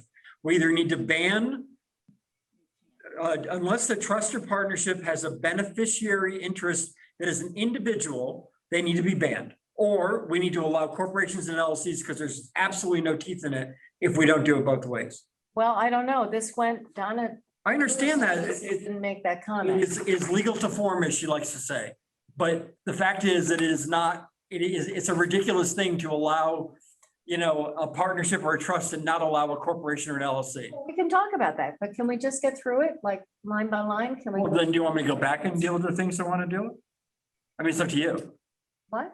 You want me to wait until the end to give you the comments? Or do you want to do them as we go through those? We're going to have to go through it twice then. So I only got 4 or 5, but I have some comments. Okay, but we haven't gotten to the LLC part yet, so. Yeah, it's in A, owner name or LLC or partnership. No, owner name if owned by a trust, trustee and beneficiary name and contact information in addition to a copy of the trust. That's what it says. Primary manager name, the name and contact information of the local responsible party, which is required, who would respond in the event of any problem, complaint, or emergency reported by a guest, Stockbridge residents or town government. Booking agent, if any, such as realtor. That's something that I think Donna put in there. Copy of certificate of registration with the Massachusetts Department of Revenue. And then the word permit stricken. Applicants or registrants shall attest that a dwelling unit or bedroom offered for short-term rentals shall comply with all state and local requirements for health and safety and the standards of fitness for human habitation as stated in Massachusetts State Sanitary Code, chapter yada, yada, yada. Compliance with residential smoke and CO detector law pursuant to Mass General Law, chapter 148, section 26F. G, a fire extinguisher shall be mounted in or near kitchens used for the short-term rental in a clearly visible location, or if the unit offers no kitchen, fire extinguisher will be mounted in a location easily accessible to occupants. H, indication of service by a septic system or municipal sewer. If served by a septic system, number of bedrooms rated under permit. B, private wastewater system pumping record within the past 3 years must be on record with the Stockbridge Board of Health. C, What happens if it's not? Pardon me? What happens if it's not? If it's not, then we can find them. Well, I'm just saying, how can they register without providing this stuff if it's not a license? They wouldn't be able to register. They wouldn't be able to. Then it is a permit, then it is a license to operate. No, it's a registration. Yeah. I mean, I don't mean to argue semantics, but there's a difference. Registration is simply something that you do and, Check in town current with that. But this is an attestation. In other words, they have to come in, they have to give us this information about their property. So if served by a septic system, and this is coming from the Board of Health and Tri-Town Health, number of bedrooms rated under the permit, obviously that's a limitation. So as we go on, you'll see it's number of bedrooms that are rated under their permit for their I septic. have read all this. Okay, well, the public hasn't heard it all. All right. A private wastewater system pumping record within the past 3 years must be on record in the Stockbridge Board of Health. A valid maintenance agreement on file if served by an innovative or alternative system. That came from Tri-Town Health. In other words, though, if they don't meet some of these requirements, the registration is rejected. Right. Well, they're violating Board of Health law Yeah. if they don't have. I don't want them even to get to the point where they can go forward. If they wouldn't be, registering and they haven't supplied this information, the registration is rejected. They don't get it, right? yes. That's sort of like a permit. It's, But it's not a permit per se. Well, how's it not like a permit? well, let's All right. let that rest. We'll take care of that. And if served by a municipal sewer, the number of bedrooms and bathrooms as indicated by the assessor's tax card. So that's where that information comes from in that case. So if you have a septic, your septic is rated for X number of bedrooms. Otherwise, if you're on town sewer, you go by the assessor's tax card information. Indication of service by a well or municipal water supply. If served by a well, specify if a flow meter is in place, well water used for drinking or cooking. Purposes must be tested prior to initial registration and every subsequent 5 years for attachment to the registration form to ensure that it's safe to use for personal consumption. And then J, they have to indicate the number of off-street parking spaces provided. Regulations, that's just the registration.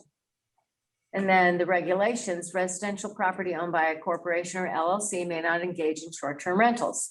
That's a question for legal. It has not come up. Well, what is the feeling? If the beneficial owner of a trust or partnership is a corporation, do you want to ban them or do you want to allow them?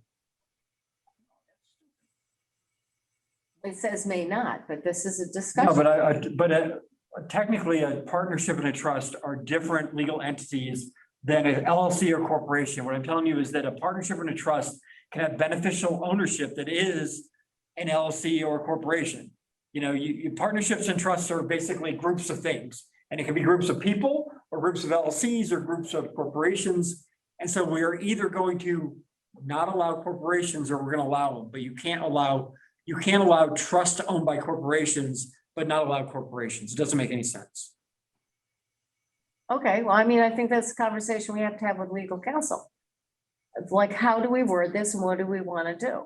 And the only reason is we do have an awful lot of properties that are held in trust and they're family trusts. Yeah. I'm okay with the beneficial ownership as a person. I'm okay with it. We can just strike 2.1. Oh, God, no. I don't want corporate operators coming in and buying up the town. This is a little thing that I appreciate you put in that I don't want to water down by having a loophole. Okay. So I want to make sure that if we allow trusts or LLCs, the beneficial ownership can only be a natural person, as the law calls them. Okay, A person who's living and breathing. So okay. how about? Well, that's just wording in 1A. That's the 1A. Changing the wording in 1A. To be a trust Owned by people. Yeah, owned the by, way it's worded for the last Donna, but what. but I'll get it's rid of the saying is, corporations and the, okay. The name and the contact information, the beneficiary name has to be named, and we need to see the trust. So we have to figure out how does that get worded to eliminate corporations. Okay, perfect. Okay, So I highlighted both of those. okay. And 2.2, short-term rental. Wait, before you go on.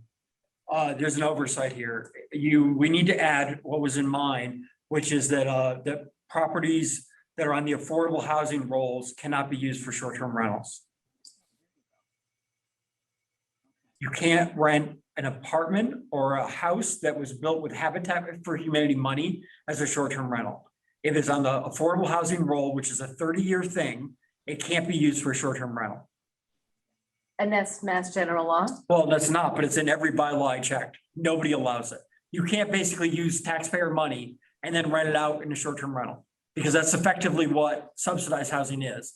Okay, We're all paying for it, and we're not gonna allow people to turn around and rent it out for 2 months a year. that's fine. Okay. So we just add a We'll line. have that language, Michael, if you want it. Okay, And then there's one, Get the exact language from yours and then we'll send it to Donna. right.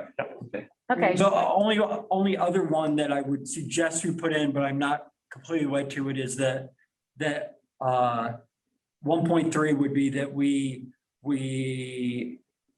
if operating units that meet the definition of professionally managed units not be allowed. That's basically an out-of-towner that owns like 3 or more properties. It's in the law. It's actually in Mass General Law. It's defined as a thing, a professionally managed unit.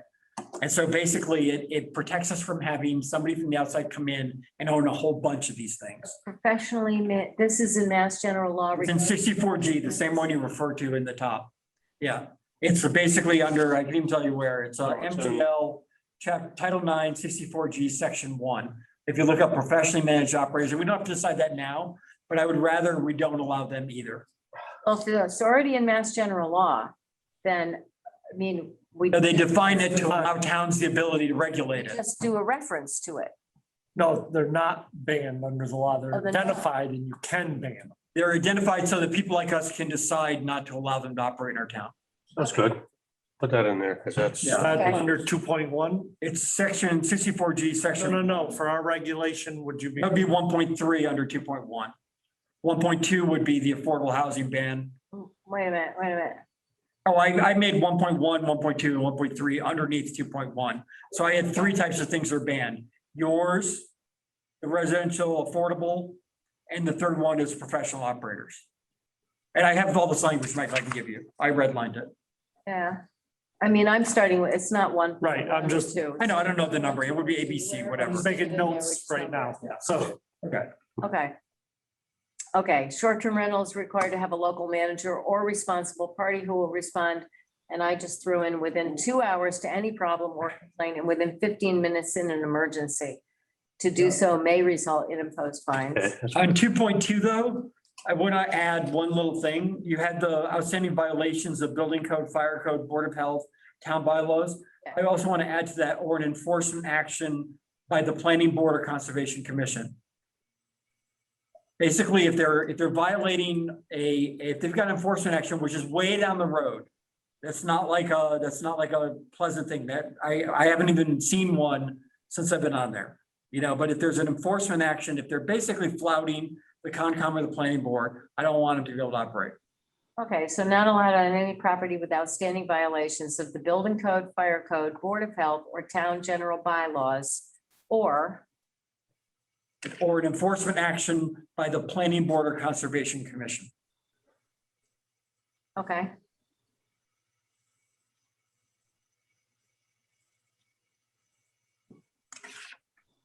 Okay. All right, so 2.3 we read, that was just responding. They have to have a local manager or a responsible party who they have obviously identified when they registered. And they have to be able to respond within 2 hours to any problem or, general complaint, or 15 minutes in an emergency. And is that enough time? That's kind of my question. Are those appropriate timeframes? Seems to be good. That seems a little bit like, I mean, what if the emergency's at 3 AM and somebody's, I wonder if it's a little bit Maybe an harsh. hour. Yeah, I'm all for clamping down these, but that seems like a little unreasonable. 15 minutes. Okay, well, we can change it. I mean, I just had to put something in there, so it was like, I figured we'd talk about it. Hour. An hour? Half an hour? Look, I think if it's an emergency, they call them. Emergency, there's a fire. All right, if it's an emergency, it's 911. I think it should be a couple hours. Because the reason that you want that person there is the fire department is certainly gonna wanna know how many people are actually occupants there. Oh, I see what you're saying. Yeah, but Right. that's 15 minutes is even too late for that. Huh? Even 15 minutes would be too late. It's too late, so it doesn't matter. Doesn't really matter. Or what you're doing if you have to probably relocate them or something else, Right. 30 minutes. Oh, half an hour. But it could also be a call-in situation, or they actually required to show up. I guess. It depends. Respond. It depends on what the emergency is. I just think we should, yeah, okay, good. They're responding, so 30 To minutes? respond, it doesn't, yeah. Within 30 minutes, okay. All right. 2.4, off-street parking on the property adequate to house all guest occupant vehicles for overnight parking is required. 2.5, events that include tents or amplified music or which would customarily require a license or permit are not allowed. 2.6, occupancy is limited to total legal occupancy per dwelling. If total occupancy is exceeded, fines may be applied on a daily basis until brought into compliance. I have a question on that one. Yeah. Two questions really. One is occupancy defined as people sleeping there? Or is it defined as people over for dinner? Sleeping. Sleeping there, You can't staying overnight. say you can't have I 10. understand. I'm just making sure that we're not trying to say, No. you can't have your friends over for cocktails, That so would it's. be everybody's house. It'll be Yeah, your house. okay. yeah. And then my second question on that is, on Concom, this recently came up where we had somebody in one of our largest private residences in town who flouted the laws for 20 years, and now they want to sell them basically. So they've come back to us to get what's called a certificate of compliance. We couldn't retroactively fine them. And my question on this one is, if somebody rents it for a month at double the occupancy, are we able to fine them for every date that they violated it? Or is it like Concom where you can only apply the fine for future days once you know about it? Because I want to be able to retroactively fine them if they overbook, because there might be a lag time between when the town knows. You cannot fine until we determine that there is a violation. But if there was a violation that started 2 weeks ago, and the fine date start 2 weeks ago. In and know that there's actually the violation. We cannot assume that the violation happened before. If they've rented it, there's a rental contract, right? I don't know, but I mean, I'm just saying that practically speaking, we're trying to do here is to make sure that, and this is an especially big problem in certain parts of town where places are being crazily overbooked. But if it's a 3-day weekend and they come in on Thursday and they leave it on Sunday and we don't even know about it till Monday. Can you put in there? We have one property that's been a huge problem. I understand. Yeah, but I don't want to talk about any specific properties. so So once we issue the fine, so if we know that it happened Friday or something happened on Saturday, we're gonna issue the notice of non-compliant, the notice as of that Saturday. Even if you issue it on Tuesday, you can predate it like that? Because we can't do that. I have to go and investigate. The notice can come out after as long as the investigation of the notice happened that This is day. actual So, physical occupancy. that we're Yeah, talking about. sometimes, if you get in, you by the time you write the ticket or write the notice or whatever, it's the next day. But we still have to go there and find, I'm not aware of anything that allows us to go backwards from the date that we go to investigate the actual complaint. So if the complaint comes in Saturday, whoever the enforcement person is goes over, checks it, confirms it, that's when the fine starts from. But you might not issue the fine till Monday, get the paperwork done. Saying the realist, You can't go back now.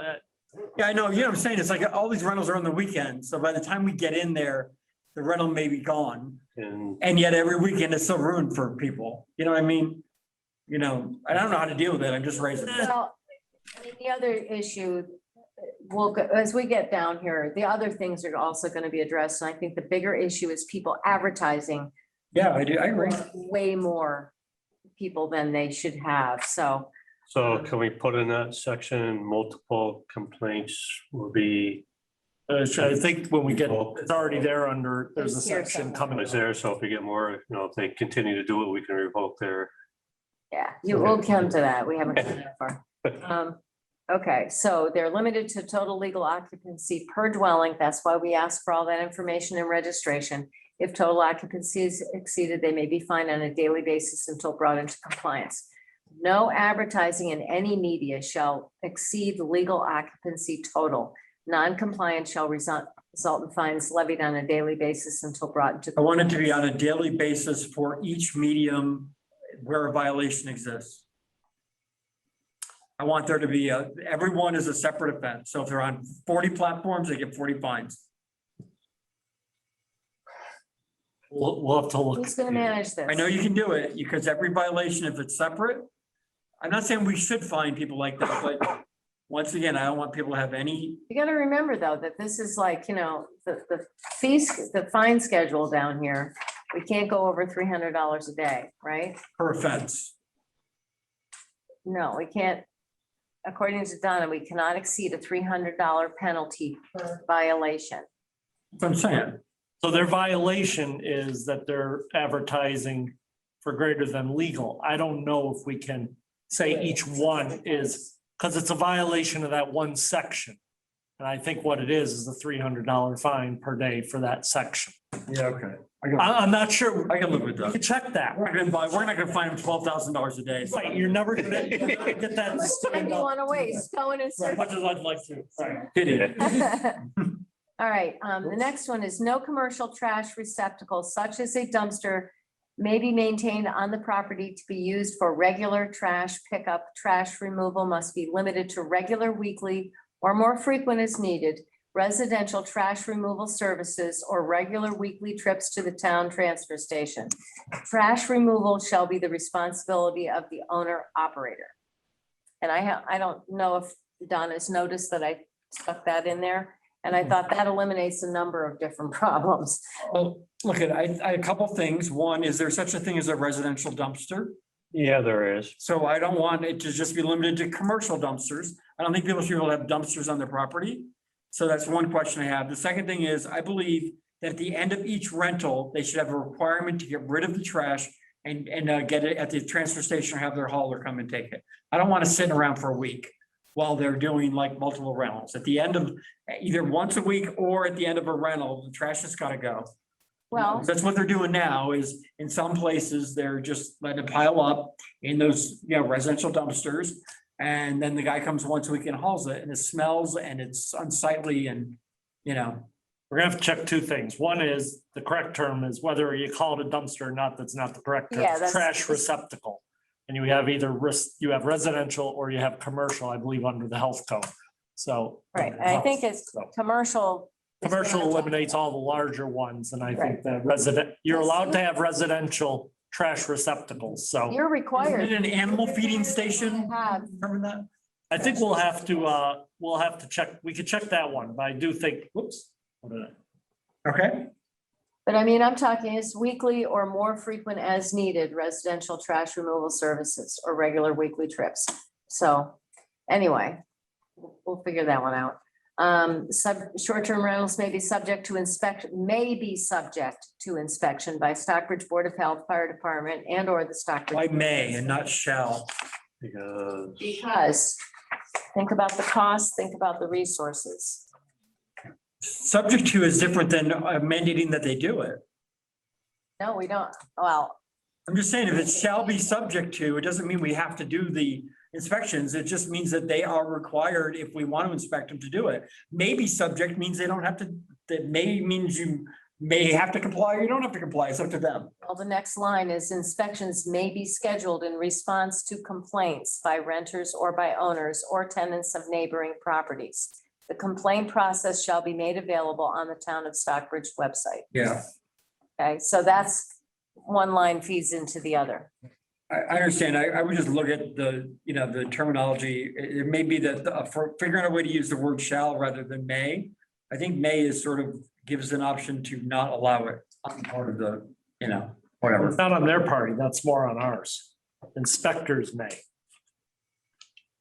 Yeah, I mean, may be subject. I mean, if you say shall be subject, does it really matter? Every time there's a complaint, we have to go. Well, may leaves a little discretion. Yeah, that's what I mean. But not on our Inspectors, yeah. No, it's not like I'm saying that. Inspectors may. Well, not that one. I'm talking about the one before it. STRs may be subject. I want to be shall be subject. All right, we can. Well, I mean, I don't know. I mean, I think Michael made the point. It gives us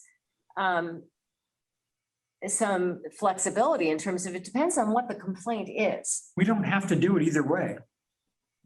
Saying it may be subject means under what conditions then is it subject? You don't know. What I'm saying is it shall be subject. Being subject to something doesn't mean that we have to do it. It means that they are subject. No So it- harm to using the word shall, right? Anyway, keep going, sorry. We have to ask, Make a note of is that. there a different legal connotation there? Right. But inspections may be scheduled, so that's okay, right? Because they're not necessarily always going to have scheduled inspections. That's the point. We are going to be responding to problems.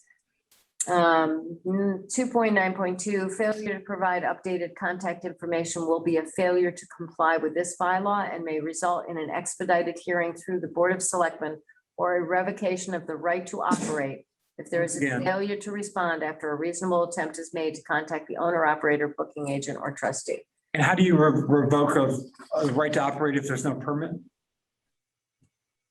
Just asking, I'm not, I think that's just, we need to clarify that. What do you think, Mike? That it does become a little bit of a concern that if it's we had a brief conversation about that if it's a registration, it more becomes what you're gonna do with, when they go to re-register compared to what you're gonna do. Right, I'm okay with that. Revocation. Remember, we have the fines in place, so we'll be fining them on a daily basis, and then when they go, failure might, to provide proper information may result in, non-renewal of your license, may be something we want to consider. Because that gives us a year, because the other point Michael made is if we revoke it mid-year, there's a loss of income and it opens the town to a lawsuit. If we're not doing everything. Right, if we don't do everything by the book. So if we just simply don't renew their right to operate the next calendar year, then that may protect the town and also be a lot easier and consistent if you don't want to make this a permit. Okay, so So it's the next one, it's in the revocation. I think we have to revisit that wherever it is. right. So it's going to result basically, how would we word that? Denial of renewal. In denial of, May result in the denial of renewal, right? So I'm gonna highlight these, make a note of it. We'll get some legal clarification on these. And we'll make sure that how they're fitting together. Okay? okay, I do know that a couple people, but I think what we should do is finish this and then address any hands that are raised or questions. There's a couple I've seen pop up, but I think we should. okay. Failure to provide access to properties for inspection or failure to comply with orders to correct deficiencies may result in fines, or, and then again, take out revocation.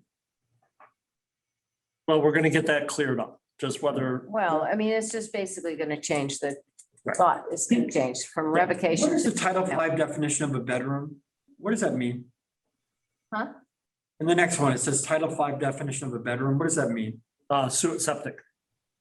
No, but it says if it can, it says unless a space.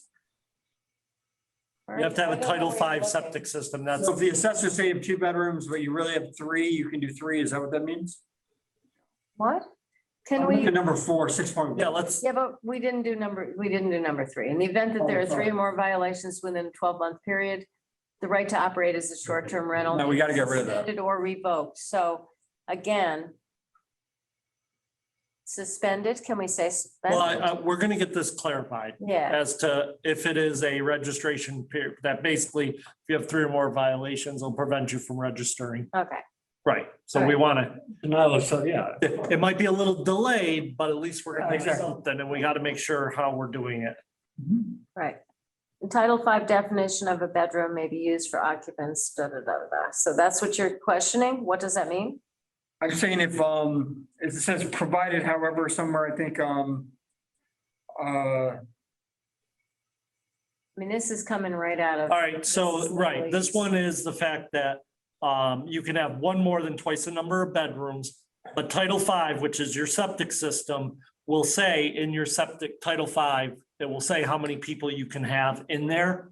So we're saying that the Title V definition of a bedroom may be used for occupants and, yeah, why is it a definition of a bedroom? I'm saying that's what I meant. Yeah, I'm not, actually, I agree with Patrick on this. Noted Well, in the the assessors. Title V though is what they're, when they are filling out an attestation, they're saying if they're on a septic system, what they're rated for. That's the Right, Title I think it V. should just be rated for instead of the definition of bedrooms. Okay, well, this came from Donna.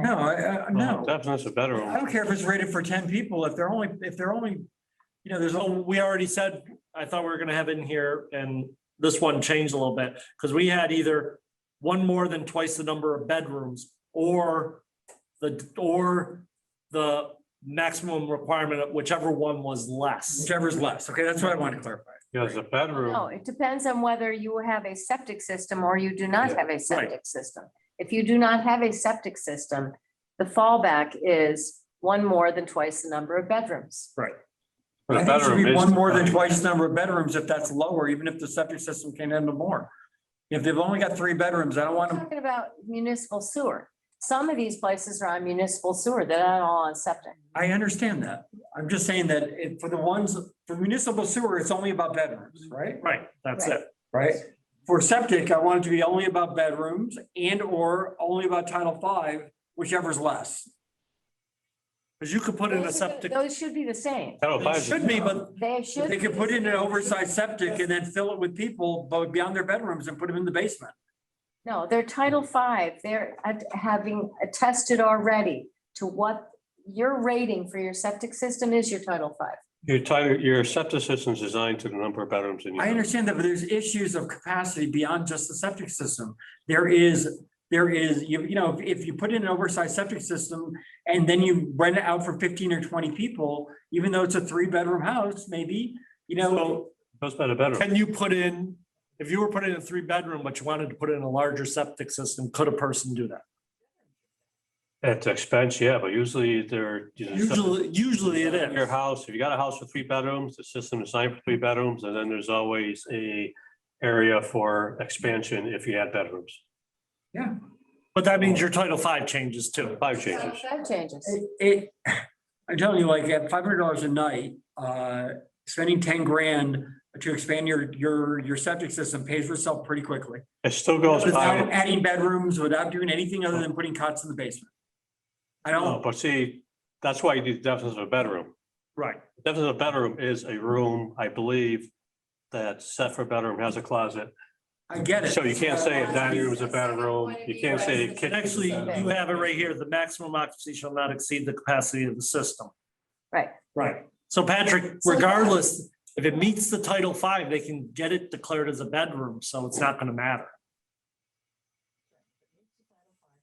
It's tied to the actual capacity, Patrick. So if it's a Okay. I'm not gonna argue. 3 bedrooms, that's what they can Yeah. do. If they. If they put decide an to addition expand on it the to house, 4 or 5, That's okay. then they'll be able to have 4 or 5.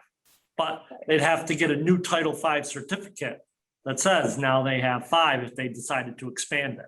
So you're always held by your septic. It's always gonna be more restrictive on the septic. Because the other one's a lot easier to change, because all you have to do is come down to the assessors and say, I'm changing this office into a bedroom, and as long as it meets under the code, meets enough exits and windows and the rest, then it can become a bedroom. Right. Right. Yeah, you have to have a second. exit. Yeah, it would have to have has meet the- certain specifications.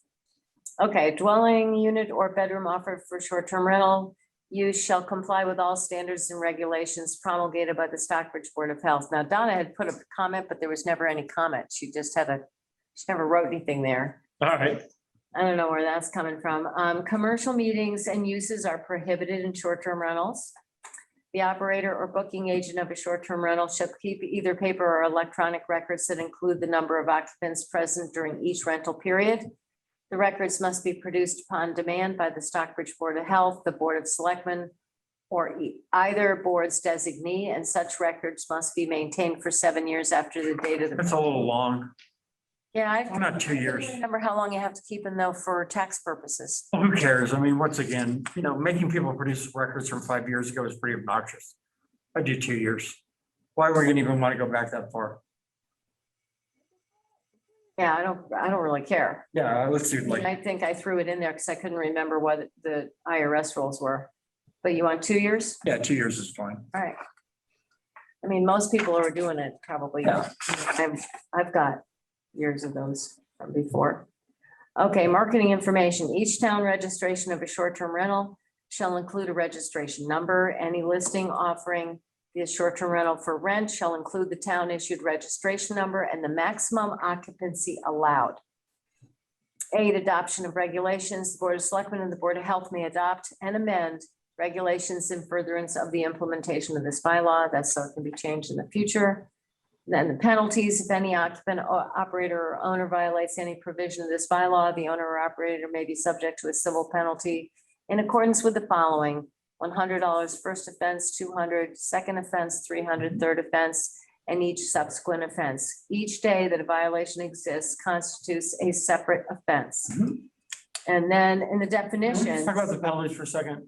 Huh? I just want to emphasize to anybody watching that if you're an outstanding owner of a short-term rental, that's at least speaking for myself and this board, we have no desire to fine you. We have no desire to like clamp down on you. What we're trying to do with this is to make sure that an egregious violator of sort of common decency and civility is able to be regulated. Where you're not out there to nickel and dime residents or anyone else, by looking for areas where you're in a violation so we can get $100 out of you. That is not what this is about. This is about making sure that, that problem operators, if we encounter any, could be dealt with. And I think that is where we're all coming from, right? That's where we're coming from. And then we have the definition, which was taken directly from, but then Jim Willis pointed out, because if you go to Mass General Law, doesn't even talk about the 31 days or less duration, but that is the actual definition that's applied. So that's there. So questions? I would say one thing, Comments? any questions or concerns should be addressed to the bylaws in general.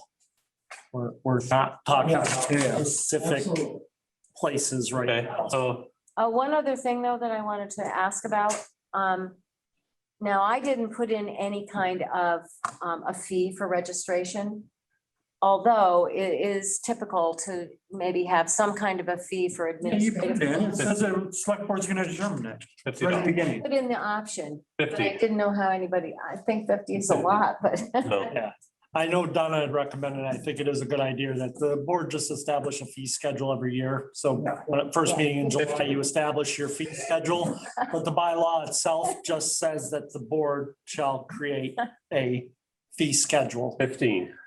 15, 15. 15, that sounds good. Okay, 15 good for you? I think I would still admit that I think the bylaws should just say the board shall set it in, Yeah, so Okay. this one is 15. All right. No, but we can do that. Yeah, we'll do that later. Before we get set the regulations. Still have to- Are there any questions from out there on the bylaw itself? Not pertaining to any personal. Raised hand by Steven Stern. Hi, Steve. Steven? Where is he? I am just unmuting, sorry. No, I applaud the effort to do this. Obviously, we are among the people who were affected by the one bad behavior last year. One thing I wanted to state, in talking about the tone and tenor of what you're doing, because I know you were discussing the whole idea of having a permit or not having a permit and so forth. What we dealt with last year, we knew were clear violations of what were existing laws, but what we constantly were told that there were no rules and regulations to specifically enforce what was going on. Now, I know you're putting a fine schedule in place, but the whole idea of a certain, renter, and obviously we're speaking about our own situation here, but this person is charging rents where he could easily afford to pay your fines and continue to operate. I suggest that you might consider the whole idea of having a permit structure involved so that you can be more definitive in dealing with violations of what you're putting into this bylaw. I believe if there's multiple offenses, we won't renew their registration, correct? Then it won't apply to the next year. Yeah, but I thought we couldn't do a Can't revoke. I mean, the revoke. problem is that Mass General Law allows this, and the question is does Mass General Law allow for individual municipalities to just say, you can't do that anymore? Yeah, of course, many permit. And And some towns have actually passed bylaws like this and then refused to issue any permits. I mean, it's insane, but that's how several towns in Massachusetts have dealt with this. They pass a bylaw and then the board refuses to issue a Well, single permit. we're checking with town council on that too, right? Yeah, we're gonna check with town Check with council. town council on permits or I mean, the question is really around the bandwidth to enforce a permitting process. You know, it's much easier for the town to simply refuse to renew and much less liability if we didn't dot all of our i's and cross all of our t's, because there's lost income and we could be sued for that lost income if we don't get it exactly right. If we're doing permitting, as Steve's talking about, Right. revocation, you know, so we have to be careful. And, you know, the safer bet is to basically fine them and refuse to renew. Right. But it's gonna be, you know. We'll see. We also have, Remember, Steve, in this, there's fines start if they advertise 2 weeks in advance of renting it. And they advertise for 15, or, you know, some renter, some theoretical renter, you know, then that's 2 weeks of $300 fines. It's not just the day that the people show up. The $300. marketing here, the advertising is also finable under the schedule. Now, the way this bylaw is written, you speak about a website, on the town's website for complaints or notification of violations to be submitted. Is that definitively the way? For example, if this is being advertised on VRBO or on Airbnb for numbers in excess of permitted levels, how does it work? I don't know that we should actually put in the bylaw how we're going to make our complaint system available. I think that should be. I don't know how that got in there because I didn't put that in there. That could have been. Yeah, I think it should be like basically whether they call in or they go to a web form that you build. Complain the way you complain now. You will send us. Call Patrick. Oh, Patrick. we'll have to think about that. A lot of communities had that. There's basically a form you'd fill out. You'd say that this is it. We then go in and check it. If it is true, you issue the fine, and until it's corrected, every day constitutes a separate fine, and it continues to build from there. So, and they've already attested and agreed to operate within our regulations. And remember, town fines are not something you can easily not pay, because there's I mean, it's similar to not paying your taxes, right? I mean. No, it's not. What? It's a different process. No, but I'm just saying the impact if you don't pay them, there's a lien that gets issued at some point if people don't pay fines that build up. No. No? What is the mechanism to collect the fine? Court. Oh, that's no fun. Oh, no. Yeah. I'm just kidding. It's been a long day. Okay, any other questions? Oh, yeah, we have Ben. Chuck, you can Yeah, Ben?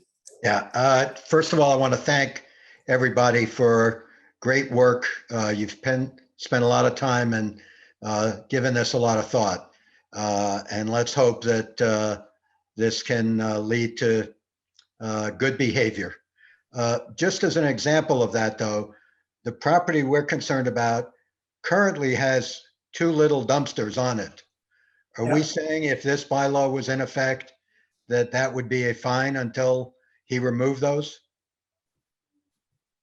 Yes. Yes. If they're commercial dumpsters, and we're gonna Right. get that part. Clarify to make sure. The correct legal wording of that, but yeah, that would definitely be finable. I'm So. gonna ban, it could be that we go by volume capacity. Right, we might have There's to, other ways to word it. We just want to make sure we get the wording correct. So that if it's bigger than a bread box or whatever the size of a regular trash can is, that, it's not allowed. Well, Tri-Town Health has the exact verbiage, because I Yeah. can't remember what Jim said this morning to me. It was fairly early. But yeah, there's specifics, and there's actually specifics about residential appropriate trash receptacles versus commercial. And I'm pretty sure he referred to them as commercial. First sizes. Yeah. Okay. Okay, I just want to make sure we don't attract bears to the neighborhood. Yeah. So, Yeah. okay, Loretta. Loretta? Yeah, you're muted. I'm sorry. There you go. Okay. Bob and I second thanking you guys for the effort that you've put into this. This is really, it's very good. It's excellent. The one question I have is though, now we're going to have to go back to all the people that are renting now retroactively and get these permits or whatever we ultimately decide to call it, actually invoke them with these people that have been renting for perhaps years. Well, we wouldn't be going backwards. So what would happen is we'd have to, when we're ready to execute everything, we'll have to set a date. I saw a lot of them had said within 2 months of enacting of this.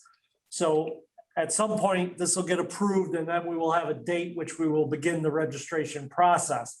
And then everybody will begin that registration process. So if it was to pass a town meeting, say in June, we might have, effective July 15th, you have to register, you have to give some type of time frame for people to come in and register. So that's how we'd have to operate that.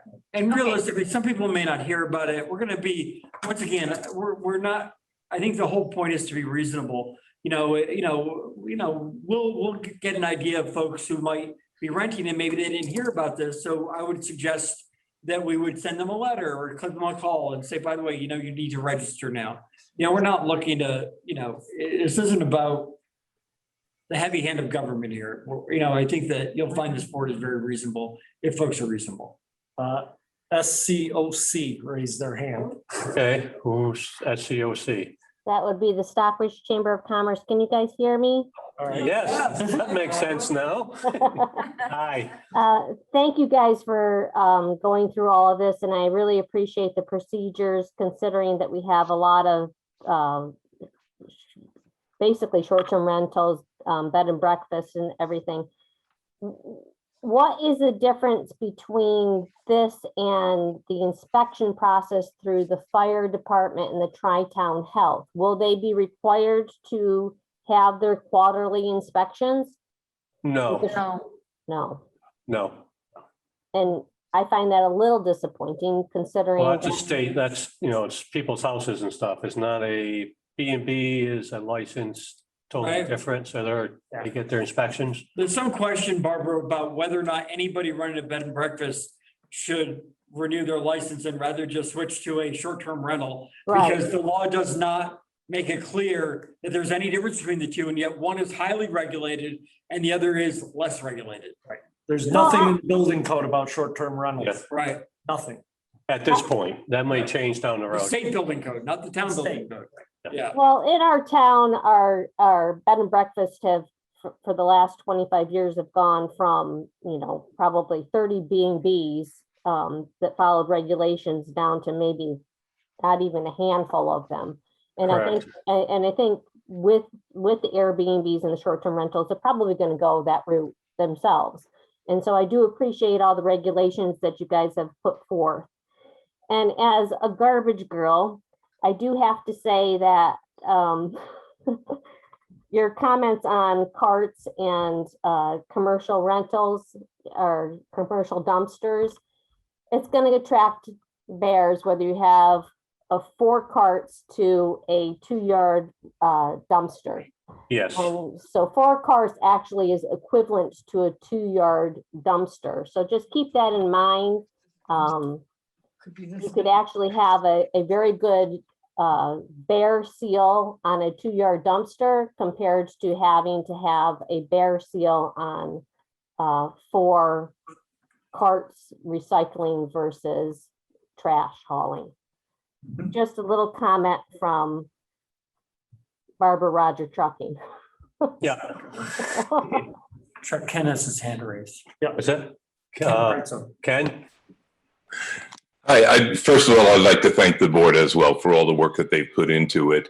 And you keep speaking of occupancy. Is that overnight occupancy as opposed to a party that goes on till 11 or 12 o'clock with the additional 30 people involved? And does that then? Because you can't control anybody having a party. I mean, if there's a noise, I understand. if there's a noise issue, And that's where I was going. Stuff, but any resident is entitled to have a party and dinner and stuff. So anybody renting could have friends over. But if there's a noise problem, then the police get called. There's. That's where I was going with this. Kind of control that, but we can't stop that. I understand. Okay.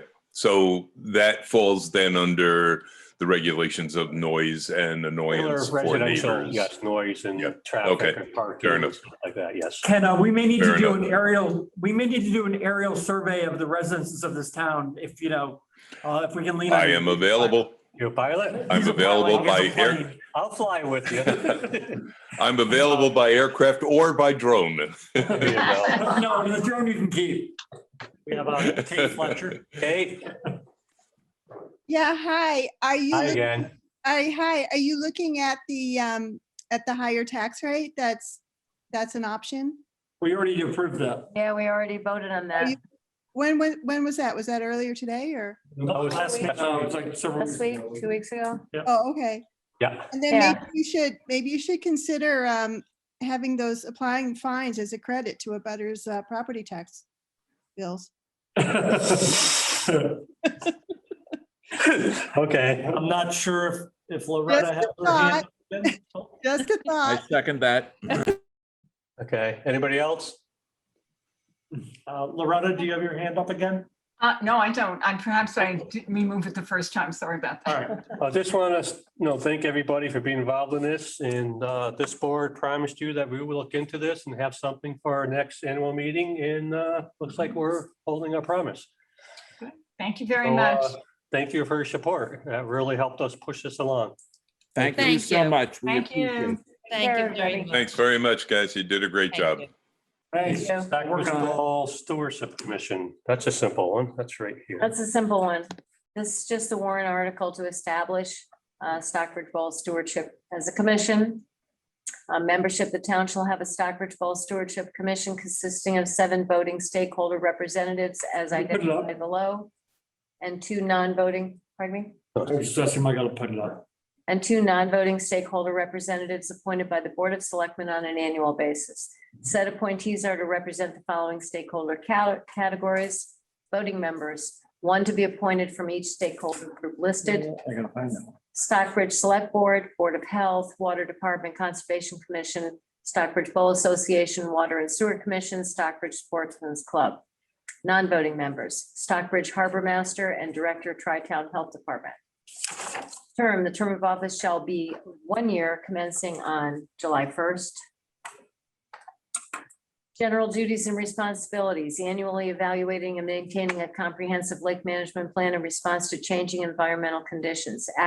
Number 2, acting as an advisory group to the Stockbridge Board of Selectmen to preserve and protect the Stockbridge Bowl, Lake Mackinac, its watershed and ecosystem by utilizing unified scientific information collected.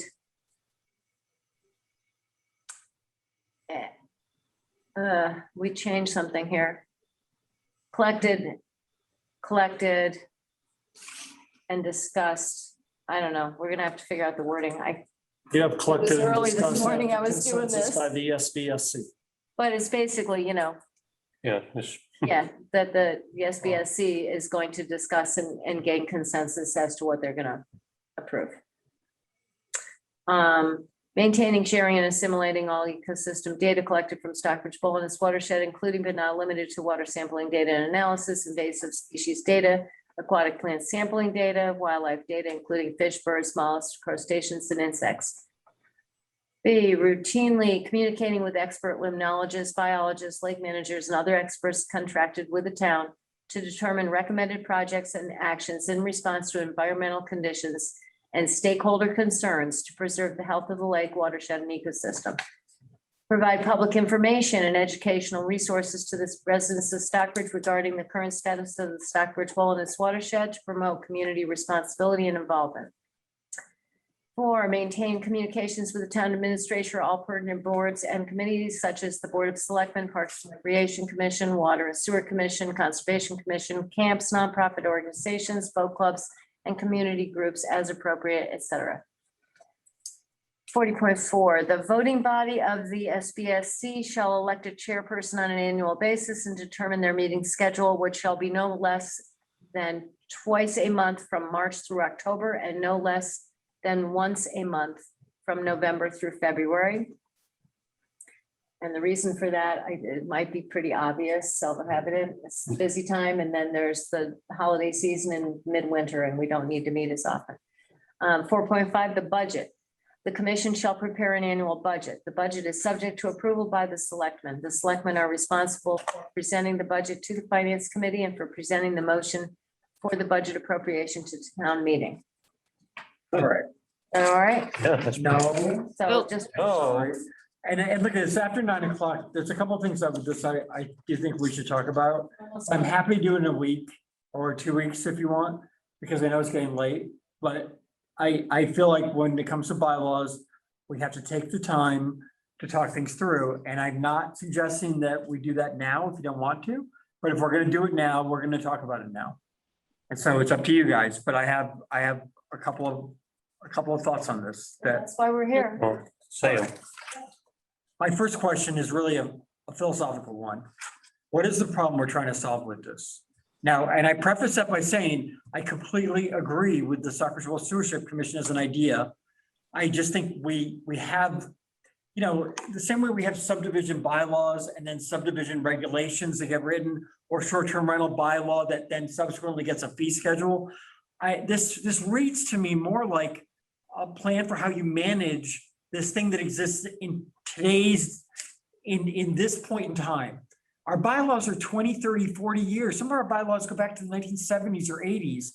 Do we even know if the Stockbridge Bowl Association might exist in 30 years?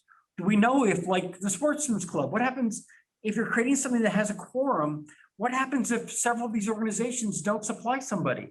And the threat to the quorum. We're not supplying, we're appointing. It says one to be selected from each stakeholder group listed. They're appointed by the selectmen. All I'm saying is that I don't understand. So if the Stockbridge Sportsman's Club goes under, then there's nobody there to appoint. So that's off the list. It's not off the list, it's in the bylaw. Then You can't change the bylaw without going back to town meeting. You'd have to go to town meeting and change it. You change it. I mean, we could make it more broad than that, particularly for the Sportsman's Club, because it could be. I'm just saying that we could vote on all this right now as a board and put it in place as a regulation of the SBSC, and you could have every single one of these points could simply be something we promulgate. This is what our expectations of this committee that is advisory to us. We want this to be a commission because then it's an ongoing commission. Now you're talking about in perpetuity, we're making a commitment to the Stockbridge Bowl's health, the watershed health, and it's extremely important for the town. Well, that's why I advocated, Roxanne, to put the budget for the monitoring into the budget and not as a warrant item, because I think we should make that commitment. But I personally feel, and this came up, this isn't just about this. When 3 years ago, when the question of whether a town employee could be a selectman, I was one of the one who stood up, and no one listened to me, granted at the time, but I stood up and said, I oppose this on the grounds that we shouldn't dictate what future voters or future boards should think is an appropriate course of action. And if the purpose of doing this is simply because we can make a commitment in perpetuity by simply having this commission that we've already created, this advisory board, but the idea that we're doing it because we don't necessarily want future boards to have a different take on things. I philosophically had a problem with it then, and I philosophically have a problem with it now. And that doesn't mean, you know, if you guys want to do this, it's fine. I'm just telling you, like, I think that the folks at the moment in time we're managing the town have to have the flexibility to manage the town and to create this thing that is only advisory, and yet, you know, I mean, I don't know. I just feel like kind of everything that's in here we're already doing. And as we're doing because your prior board created this advisory group that reports to you. If you want to develop some standards of operation, you've done that here. And I'm happy to prove this right now as sort of the standards. I just don't know why we have to address it in a bylaw if the purpose is kind of to like limit what future boards can do. And that's just a philosophical thing. I mean, we have a water and sewer commission. Do you think that was wrong to establish that? Water and Sewer Commission has an independent budget, an independent revenue stream, and independent like finances, and we're not talking about doing that with these guys. But no, you're right. I don't know. I didn't think of it that way, you know? Well, I mean, my thought is no, I don't want to leave it to chance that somebody decides, well, I don't think we should be spending money to save the lake. You know, you could get people in here that said, well, the heck with it. We're just gonna let the lake turn into a bog. Let's just walk away. You could have people that don't want to approve putting any kind of energy or attention into that. Well, I mean, but that's really that's a financial decision which this body isn't empowered to act upon. It's only the select board and town meeting that. Not. This has to be voted on. It has to be approved by the voters. This is not our decision. It's our decision of whether or not we put it on the warrant, but it has to go to town meeting. Yeah, I get that, but I'm just saying we could put this in place right now as simply a regulation, a set of regulations and guidelines for how we expect the commission we've already created to operate. Well, we need to do that, but those are procedures. Those are not regulations. They're not rules. Those are procedures that you probably need to have really for every committee. Yeah. Every committee. There has to be clear expectations for any committee when they're set up. You know, we have nothing in writing in terms of procedurally what we expect, what the implication is if you do not come to enough meetings. I mean, this reads a lot like. Hand up if you. Jamie? I'm sorry. Go ahead, Jamie. Hi, this is Jamie Manassi, and I am the chair of this committee. And I guess I have a few questions. This is the first time I, as the chair, have seen this document, and I did copy it off out of the packet.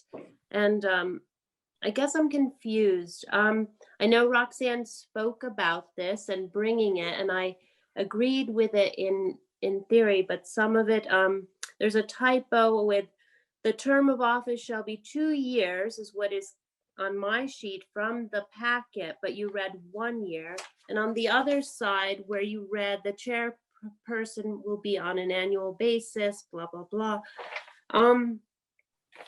Also, I have to agree with Patrick. I guess I'm sort of like the push to become a commission. We're sort of like fledgling, and I guess, and also we had thought about putting Parks and Rec on it, and The planning board. yeah, and I guess I just have some questions just because it's such, I haven't seen the document and I'm the chair, and I guess maybe, but that's not the procedure. I'm not sure. So I'm so sorry for being naive, and I'm so sorry if I'm acting, for my stupidity, but I guess I'm just concerned and I know that we can have select board members, and I agree with that, but I guess they can't, they can't put forth things on their own. And Well, it's no Jamie, disrespect. we're I am talking so about sorry. warrant articles here. So that's This all I is- have for right this moment. So thank you for letting me speak, and hopefully I didn't offend, and thank you. Okay, Fletcher has her hand up. who? Kate Fletcher. Kate? Yeah, I mean, I definitely respect the intention here. I just, my experience, I guess my sense is that part of it's Massachusetts town government, but we have an awful lot of boards and committees in town. And at a certain point, it just seems like things can become dysfunctional because we have so many different boards and committees. And, as we know, like the Concom came up earlier, it's not necessarily easy to get people to serve on these committees. So I guess I would vote for keeping this streamlined and simple. And it seems like the way it's currently set up, it's Roxanne, it was appointed by the select board, right? Right. So, I mean, is it not working in some way? It seems like it is. No, it's not that it's not working. It's a matter of looking at what the importance is to this town of the Stockbridge Bowl and the watershed. It's extremely important, and obviously as a natural resource, it's incredibly important that we preserve it. But also financially, economically, it's extremely important to this town. And so if we don't take proper care and we don't continue to monitor and care for the lake and respond to changing environmental conditions, which becomes even more important now that we're looking at possible global warming and climate change, you know, we can anticipate that there may be even more changes and more threat to that valuable resource. So the idea is to create a commission in the bylaws to ensure that that attention doesn't get dropped, that the ball does not get dropped in the future, 10 years, 20 years from now. We want to make sure that people are still going to be very serious about preserving Stockbridge Bowl and the watershed because of its importance to the town and because it is an extremely important natural resource here.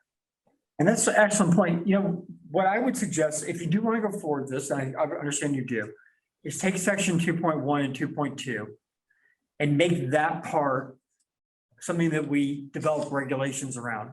So in other words, like we basically say the membership is going to be determined by the select board, and then we can assign to SBA or the gun club or whatever, I'm sorry, the sportsman's club or whatever. But that we give future boards some flexibility based on who lives here and who's interested in serving, like of creating what the membership is. So everything else is good, but the membership itself, we just simply leave it as it is. I'm not saying change anything, but we do that as like, you know, with some flexibility as a subsequent, you know, determination of the board after this passes.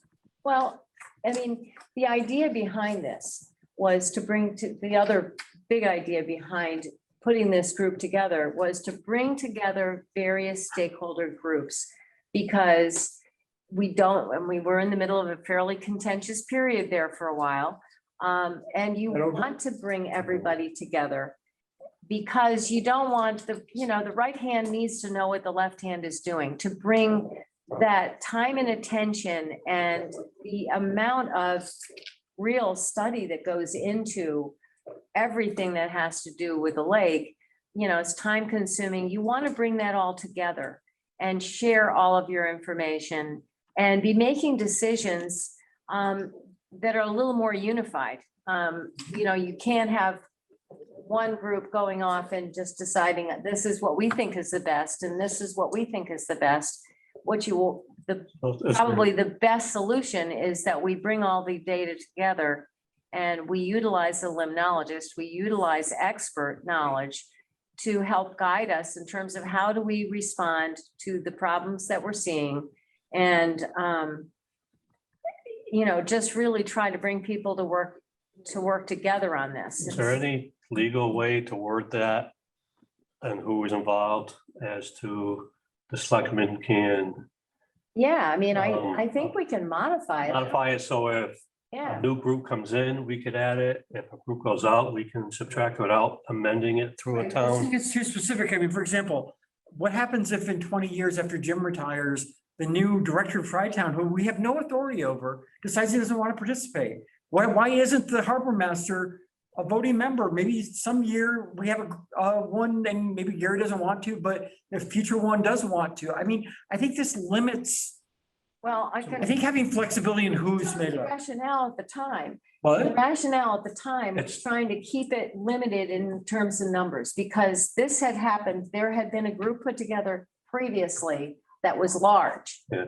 And it was like 15 people, and nothing happened, and it eventually just dissipated. And so that's another reason, rationale behind wanting to create a commission, because I think it's extremely But it'd be important. nice to word it so we can add or subtract. Let the board decide who's on it. Not Without- who the specifics are. So if the board wants an SBA representative, let them choose it. If the board wants the harbor master to be a member because that person wants to contribute, let that board choose it. But I think All that, these people contribute. Right. I'm not suggesting they don't. I'm talking about 20 Well, years down the no. road. I'm talking about, There's some members have not come to meetings. Some that's not the members point that I'm I've making, never Jamie. seen. Right, we have a situation where that's. going Right, to but now be- they're on the Conservation Commission, so I find it interesting.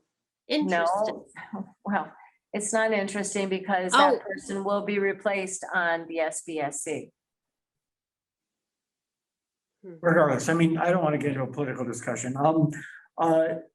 You know what I'm saying? I just think like we got to think about a bylaw as a permanent document and giving future boards at least some flexibility, finding people who want to contribute twice a month. You know, this is like a lot of big commitment and giving people a little bit of flexibility to find candidates. I'm not saying that the board should, you know, individually handpick who's on it, but maybe pick the organization. What if there's no one on the SBA that wants to serve? Could they go to Beechwood? Could they go to the Lake Drive Association? Could they, I just think like we can't anticipate what might happen in 10 or 20 years, but this bylaw is going to be around then. Certainly be worded differently. I mean, I think Something- some of them can stay just the way they are. The select board, the Board of Health, the water department. The reason the water department is on there is because they're the ones that are actually doing the testing. I mean, they're heavily involved. Water and Sewer Commission, because of the sewer, you know, expansion implications. I mean, there's things that we have discussed. Sportsman's Club is there because you want to include sportsmen. That could be worded I differently. agree with everybody on the list, Roxanne. What I'm saying is that the Board of Health is elected. What if nobody on that elected board wants to serve? The board of the Water and Sewer Commission is elected. You know, the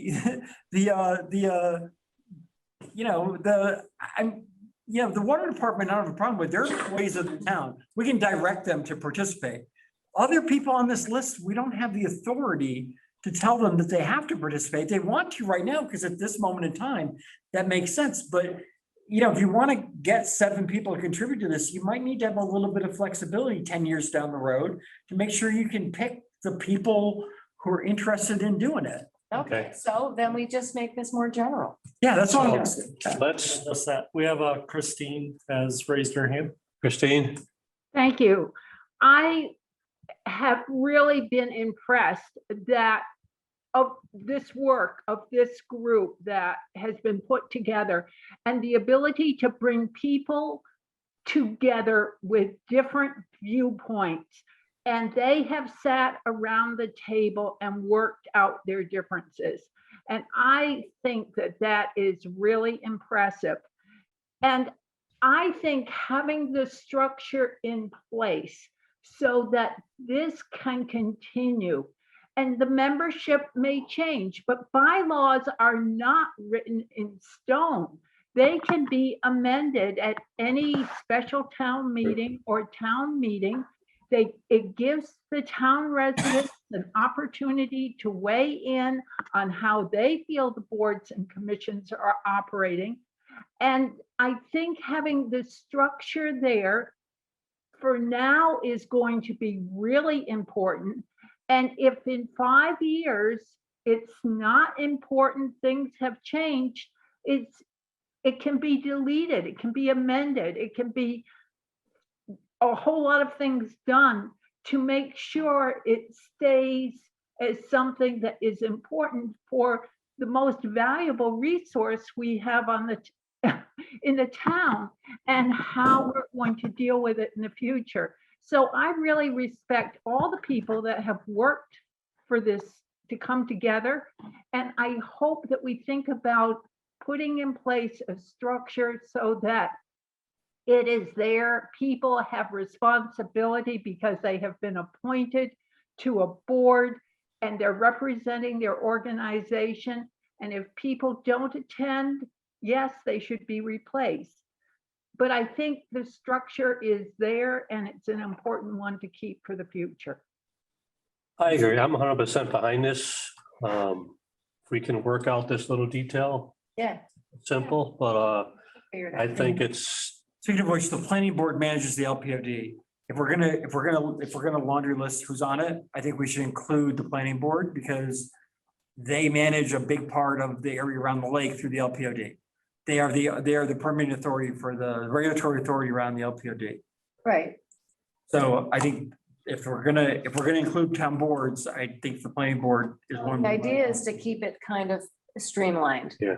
The other the reason that I didn't even think of the planning board at the time is how much work they have to Yeah. do. They're extremely busy and they have tons of work. Now, anybody can obviously come and attend these meetings and participate as much as they would like in terms of discussion or their ideas, Yeah. you know. 100-foot buffer around the entire lake is in the LPOD, and that is the regulatory authority in charge of that is the planning board. And unless we're gonna move the LPOD regulatory authority to some other board, I think that they are a giant stakeholder, especially around lake issues. I mean, it's a lake and pond overlay district. I'm just saying that if it was me, I would include at their option. That's what goes back to maybe they're too busy right now, but but if we have some flexibility at some point, if someone wants to serve. Yeah, I mean, we've agreed, we can like look at how this is structured and how it's worded and whether or not we can write it so it gains more flexibility for the future. I don't have any problem with that. Let's do that and Let's do then that. discuss it at our next meeting. I'm not sure. I think Jamie might still have her hand up. Okay, Jamie?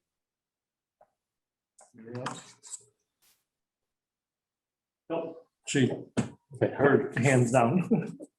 Okay, so. It's not, my comments have nothing to do with the substance and merits of the Stockbridge Stewardship Commission. It's just around kind of the flexibility, trying to anticipate future flexibility. Okay, Okay. so take action on seasonal alcohol license, BS Sol, Tanglewood, Namkag, and Purchase Theater Festival. Okay. So what do they pay for a yearly fee anyways? You know that? What was that, $800 or something? Yeah, we had already waived the seasonal fee for 2021. So what are we talking about then? So we still need to just approve it. Just approve their seasonal licenses. Oh, we're approving the licenses, not. Yep, just approving the license. How does Namkeg use alcohol? They have events. How do they use it? No, I mean, how do they, look, I understand like, intermission at Berkshire Theater Festival, I understand. Obviously, be it Tanglewood, I understand. I don't understand people going through that house, how they drink. It's when they have events. They have outdoor events package. Again, I understand. I'm asking a rhetorical question. Because the outdoor events are, I think, not central to their core mission, which is the house. And if they're gonna do parties on the lawn, Well, it's the this basically gardens. gives them the ability to do alcohol parties with outdoor entertainment and alcohol as often as they want, right? Just like Tanglewood and. They have Just like a Tanglewood. license. Yeah. No, I- That just isn't how it always was. And frankly, I'm partly reacting to the situation where we had the folks come in the early winter. And we talked about some of the neighbors' concerns. And then right after that meeting, they announced 24 more dates in January. And if frankly, and no offense to Namkeg, I love you guys, but it bugged me a little bit that it struck me as a little bit tone deaf where we had neighbors who wanted us to act in their interest and do a balance of things. And I, for one, kind of, went to bat for them. And then I felt like we all of a sudden I read about an Eagle. We've added 24 events in January because our lights are so popular. That wasn't very popular in those neighborhoods. And so I'm just bringing up the question of, do we want to permit outdoor alcohol events at Namkeg basically on demand? And I don't know the answer to that, but I think it's worth asking. It's a question that, that the town, a lot of people in town want us to have. Well, Every event used to be a special event for them. If it involved alcohol and was outside. And then we let them have an entertainment license and it's sort of gone from this big to this big. I mean, of all the nonprofits, I have to tell you that Namkeg, I think, is one of the most responsive in terms of trying to keep people happy. They do respond to complaints immediately. So, there are going to always be people who do not like certain Stop doing things. weddings. I'm not talking about a special event like a wedding. I'm talking about stop these doing events that can go day after day after day, like the lights. We had the Halloween lights, which we all approved. Are you in And we had the French now? No, we had the Christmas lights through Christmas. That's the way it always was. And then literally I read in the paper about the extra 24 days in January that nobody ever asked anybody if it was some people in town don't want an event night after night after night. And it just seems like we have a little bit of creep going on. And I, maybe I'm just getting tired and so I'm not being as diplomatic as I could be, but I get calls on this one. Tanglewood's not after night, Theater Festival's not after night. They have outside events. Yeah, I mean, where do you stop? Yeah, Because you okay. can't discriminate Yeah. from one to the other. I make a motion, we approve the alcohol license. All right. I'll second. Those in favor? Aye. Aye. Discuss MVP Action Grant Program. We'll put that to next meeting. Oh, God. Let's put that off. Yeah. All right. I'm getting a headache. We'll just push the discussion warrant articles next. This was just on there as a, just in case we wanted to get into any other articles. And I do have I did send you guys, I think. Did they all get the bear one from? I just got it. I haven't, Can we look at that one next week? I got home, But anyways, I got home I already at went 10 after through it. 6, had my dinner and ran down here. Yeah, I went through this. Turn my computer on, yeah. Carol wrote it. I made a couple changes, sending it back to him and basically, and then I talked to him. And he said 50 and 100 for the fines. And then I actually responded and about the whole And then- annual just setting of the fines, yes, but then fines, we can Oh, set a just, you know, schedule and Right. as whether we soon as want it in the change bylaws or do we want to be able to change, some Okay, of those. okay. But anyway, just Okay. wanted them to know that once they see it. Let's read that. It's like pretty straightforward. Okay, I think it's kind of late, so let's. Larry Wog, just quickly, I already stated it. Say that. April 20th, we'll know exactly all the details. So, When is the date of completion expected, do we think? October. October, everyone hear that, October? And I mean, that's just situations out of our control. We're doing our best to get it done. I do apologize for the inconvenience, but it's nothing that, we. And it's like, been it October. Saved us some $2 million grant. We could have lost that. I mean, so things we did were really efficient and as fast as we can do them. So again, I apologize for any inconvenience, but there's some things that are out of our control. I'll make a motion to adjourn. We have one, take action on the SBA has submitted. The letter. the Annual report. Oh, God. Can we push that to next week?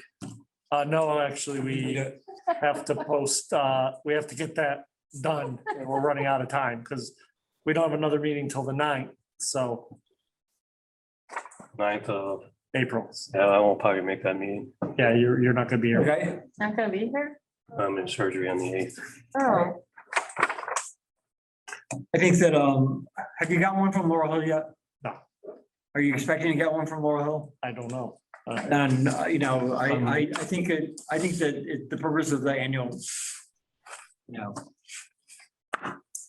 I mean, two ways to look at it. In tradition, Laurel Hill and SBA have participated. I have to say, many people in town were a little bit taken aback by some of the tone of the last few years' submissions. And the purpose of, I don't know what to say. I make a motion that we deny it. I read it and I'm not pleased with it. it's not great, but it's a whole lot better than it's been. Yeah, still not pleased with it. Huh? I'm not, it's our report, it's for the towns, for the finances. We update the lake all the time, we know what's going on. Well, I mean, How do you feel about it? I don't like any of it. I mean, Oh, and it's basically just propaganda and it's not Yeah. really a report. And to Chuck's point, I mean, they didn't submit a financial report. No. Which is basically what the purpose of this book is sort of like, I make a motion, we deny it because we start this and every nonprofit, everything else we don't want to be putting there. Tanglewood can do it, NAMCAT can do I it. mean, that's the How do you issue. say no? So That's it's the- not to set a precedent for everybody to do it. I'm gonna say, I make a motion that we deny it in the basis that it's opens up too many, we'll have a book 5 inches thick. Okay, but just Financial. before we vote on this, let me just say, I think it's been since what? I mean, Laurel Hill Association was founded in 1853. There's like 100 years of history of them in that book. And I'm just before we, before we just act precipitously, there are some traditions in this town that I think are shouldn't be, colored by events, if you will. Yeah. So I just throw that out there. Oh, I'll make a motion, I'll be rejected for this year. Okay. Second, I was inclined to say, let's publish it this year and then have this conversation of exactly what you just said. I think I would vote to table it to next year, but you guys can vote it. I'm liking You the want it?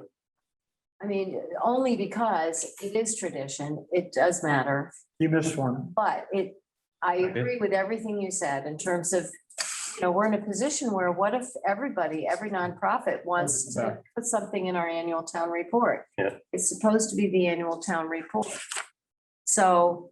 I made a motion, you either second it or not second it. That's right. Second it yet, did I? Well, you can second and vote on it. If not, then what do you want to? Well, if we don't make a motion, then it's tabled anyway. Look, I would like to know if Laurel Hill is going to submit one, and if they are, I would rather have, let me finish, I'd rather them both in than neither of them in. Is it too late to submit? It probably is at this. Because Get it out like I mean, in the next It's 2 by days, so. tomorrow. Well, It we're has not gonna be able to vote on it. Doesn't it? I think the deadline's tomorrow. We can't vote on, the next meeting is the 8th. No, we could basically say, I mean, the point is though, Patrick, that Laurel Hill didn't send anything in. there's also a new president she maybe didn't know. I'm not sure anybody reached out to her. I would think somebody in that organization would have told her. Don't you? And I don't know, because I It's a don't, wonderful organization with a board that meets quarterly that may not have come up in between board meetings. Well, the deadline's tomorrow, so. right, I mean, the deadline is tomorrow, so it's kind of like late for all this. It's just the little things that, there's little things that are the fabric of the town and, it's just, I'm just saying that. But they didn't present one, so we can't vote on something. We could ask them They didn't- tonight. I can send her an email right now. That is irrelevant because you can't chase after them for it. On the other hand, my inclination is to say, at least it's not as obnoxious as the other years. And I still don't like it. print it this year I know. I just hate making decisions around when. around one jerk. Yeah. Oh, but this is denying this one. We didn't make any decision or anything else with this decision that, Look at Michael smile. is that true, Mike? We're not saying that nobody can in the future. We just. The manual, so the annual town report is dictated by law. There's certain sections that you have to have in there. You have to have your accountants, your treasurer, certain things. Then you have your report of your town officials and boards that are submitted to the annual report. Anything else that wants to be included in the report should come to this board because it is your report. And I don't want it in my report. Yeah. I'm sorry, but that's So my this is a opinion. one-year table and then we'll bring it up next year. It's not a permanent thing. We didn't get one from Laurel Hill. And we don't want to just have one outside organization in it. So We'll just, just table it for a year. Just don't do it for a year. Make motion, we table this for a year. So we're not approving any letters I'll from. second that. Approving any letters from We're not making any decision at all. We're just. decision, doing it, tabling it. Right? Yeah, I love it. meeting adjourned. All those in favor? Aye. Hi.